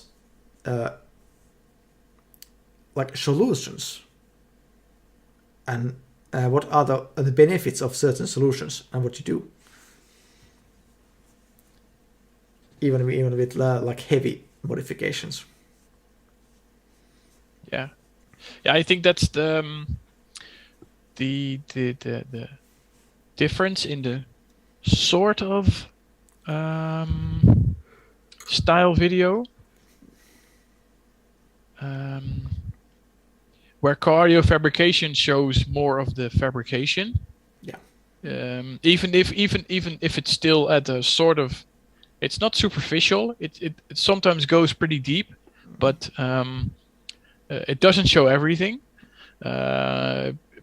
Peter goes into a lot of different topics, and which is both great, because if you combine those two videos and that maybe add expensive. some, it becomes expensive. No, but if you combine the information of both those videos, you can actually accomplish something pretty great. I think that there's still a few more channels you shouldn't forget. Maybe some people think they're underrated, but I still think that what is it called, Soundman, Doug Bernards from America. He's been doing it for a very, very long time. And even though the first series of videos was more of what does my shop do during a work week, it still was pretty educational in showing how they solved a specific solution, or how they did something, how they built a box. He has done the same with the iPad kits and showing how he fits them, or how he mounts them, or how he solves certain stuff, which I think is pretty educational. Maybe the last couple of months, years, it's more of a show type of thing where entertainment. Yeah, more entertainment, less technical stuff. Even though I'm pretty sure he knows his technical stuff. Yeah, no doubt. Yeah, and I think it's like that with a lot of things. In a way, maybe YouTube is moving away from the being solely entertainment or informational, and moving away and moving more to an entertainment-based platform. But there's I think it's in especially in cardio, it's always nice to follow different channels and to take information from different sources and create your own idea from that. It's always that's always a good thing to do, in my opinion. Create your own idea instead of copying something. But that you need to dig that information of the certain application you want to use. Then you just modify that. Mostly, you should make it look your own, but to maintain all the crucial things about the application itself. That's the challenge. Yeah. That's a challenge. In other words, keep the acoustics as you create the looks. Yeah, but that starts with the understanding of how does this work, or how does this certain idea play out, and if it plays out well, then I can throw my own sauce on it, like sauce style, whatever, do that with it, and then create something which is my own. And that's I think the most difficult step in car audio. I think there's a few stages, or at least I went through a few stages. A stage where you don't really care about the looks, but it has to sound good. And then a stage where you can say, okay, now I know how to make it sound good. Now let's try and make it look good. And I think you know too, where you can think about your own installs and say, okay, at this moment in time, I was stuck somewhere here between sounding good and looking not so good, and sounding good but looking good. And I think I think it starts there. And I mean, it's not a shame if something maybe doesn't look as professional or as nice as the big guns do it, or some of the YouTube guys do it, like Lois or like Peter or like anyone who does some great fabrication work. But and of course they have Scott Buvalda. Yeah, of course. But there's so many people who can do so much great things, but they all started, I think, or I hope at least, started out with making something that doesn't really look that good, but it sounds good. And from there on, you can shape it and try stuff and make it your own. Yeah. I mean, I know for a fact that there's been a lot of times where I've been stuck on the it's sounding good but not looking as good, and I didn't get further than making it look good and sounding good. That's one of my that's one of my downfalls. That actually happened to me with my previous car with the dashboard, because after one time I wasn't satisfied how it looked like. I made it again, and I faced some other issues that, okay, I still don't like it. The third one was 95% success. There were still some little things that I wasn't happy with. Yeah. But I did. Yeah, but those were kind of things that I was able to live with them.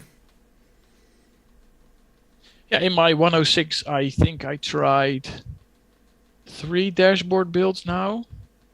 And even though my focus on that car went away from car audio to just being a fun car, all those 3 ideas succeeded at some point, and they all sounded good at some point, but they never got to the point where I said, this is something I can be proud of.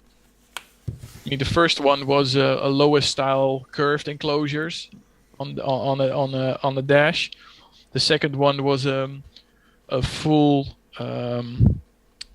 polyester dash weighing, I think, 40 kilograms, one piece.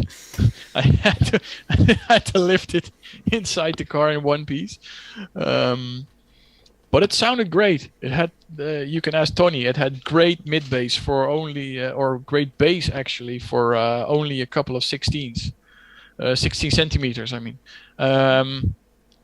And the third one, which is in now, is again a curved birch plywood with polyester, and it has 8s. And yeah, it sounded pretty well on the Emma finals the last time it got out. But I'm not satisfied with the shape. I'm just moving away from the whole custom dash idea. And there's going to be a simplified installation in there now, just using the stock dash. But yeah, I never got to the point where something sounded good and looked good. And yeah, I think that's very difficult. Especially what you're trying to accomplish is very difficult. Yeah.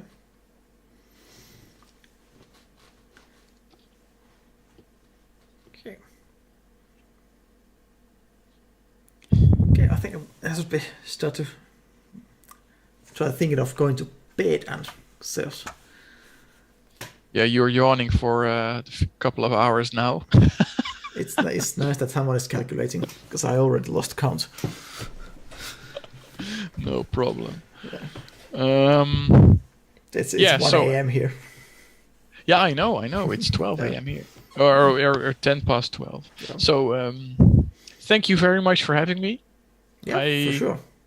I hope we can do this again sometime. But then I may be able to show more products when we get a more full product line, which is also always interesting, looking at new products. And I talk to you soon, of course. Thanks. Also, thanks everybody from Finland or all over the place watching me and Mikko babble on about stuff. It's very much appreciated. Finland, Netherlands. Håkan is from Norway. Ah, cool. Yeah. Cool. Hakon, whatever it is. Cool. Okay. And me from Spain. Everybody have a good night. You too have a good night. Yes. And we'll talk soon. Yes. Thank you. Thank you very much.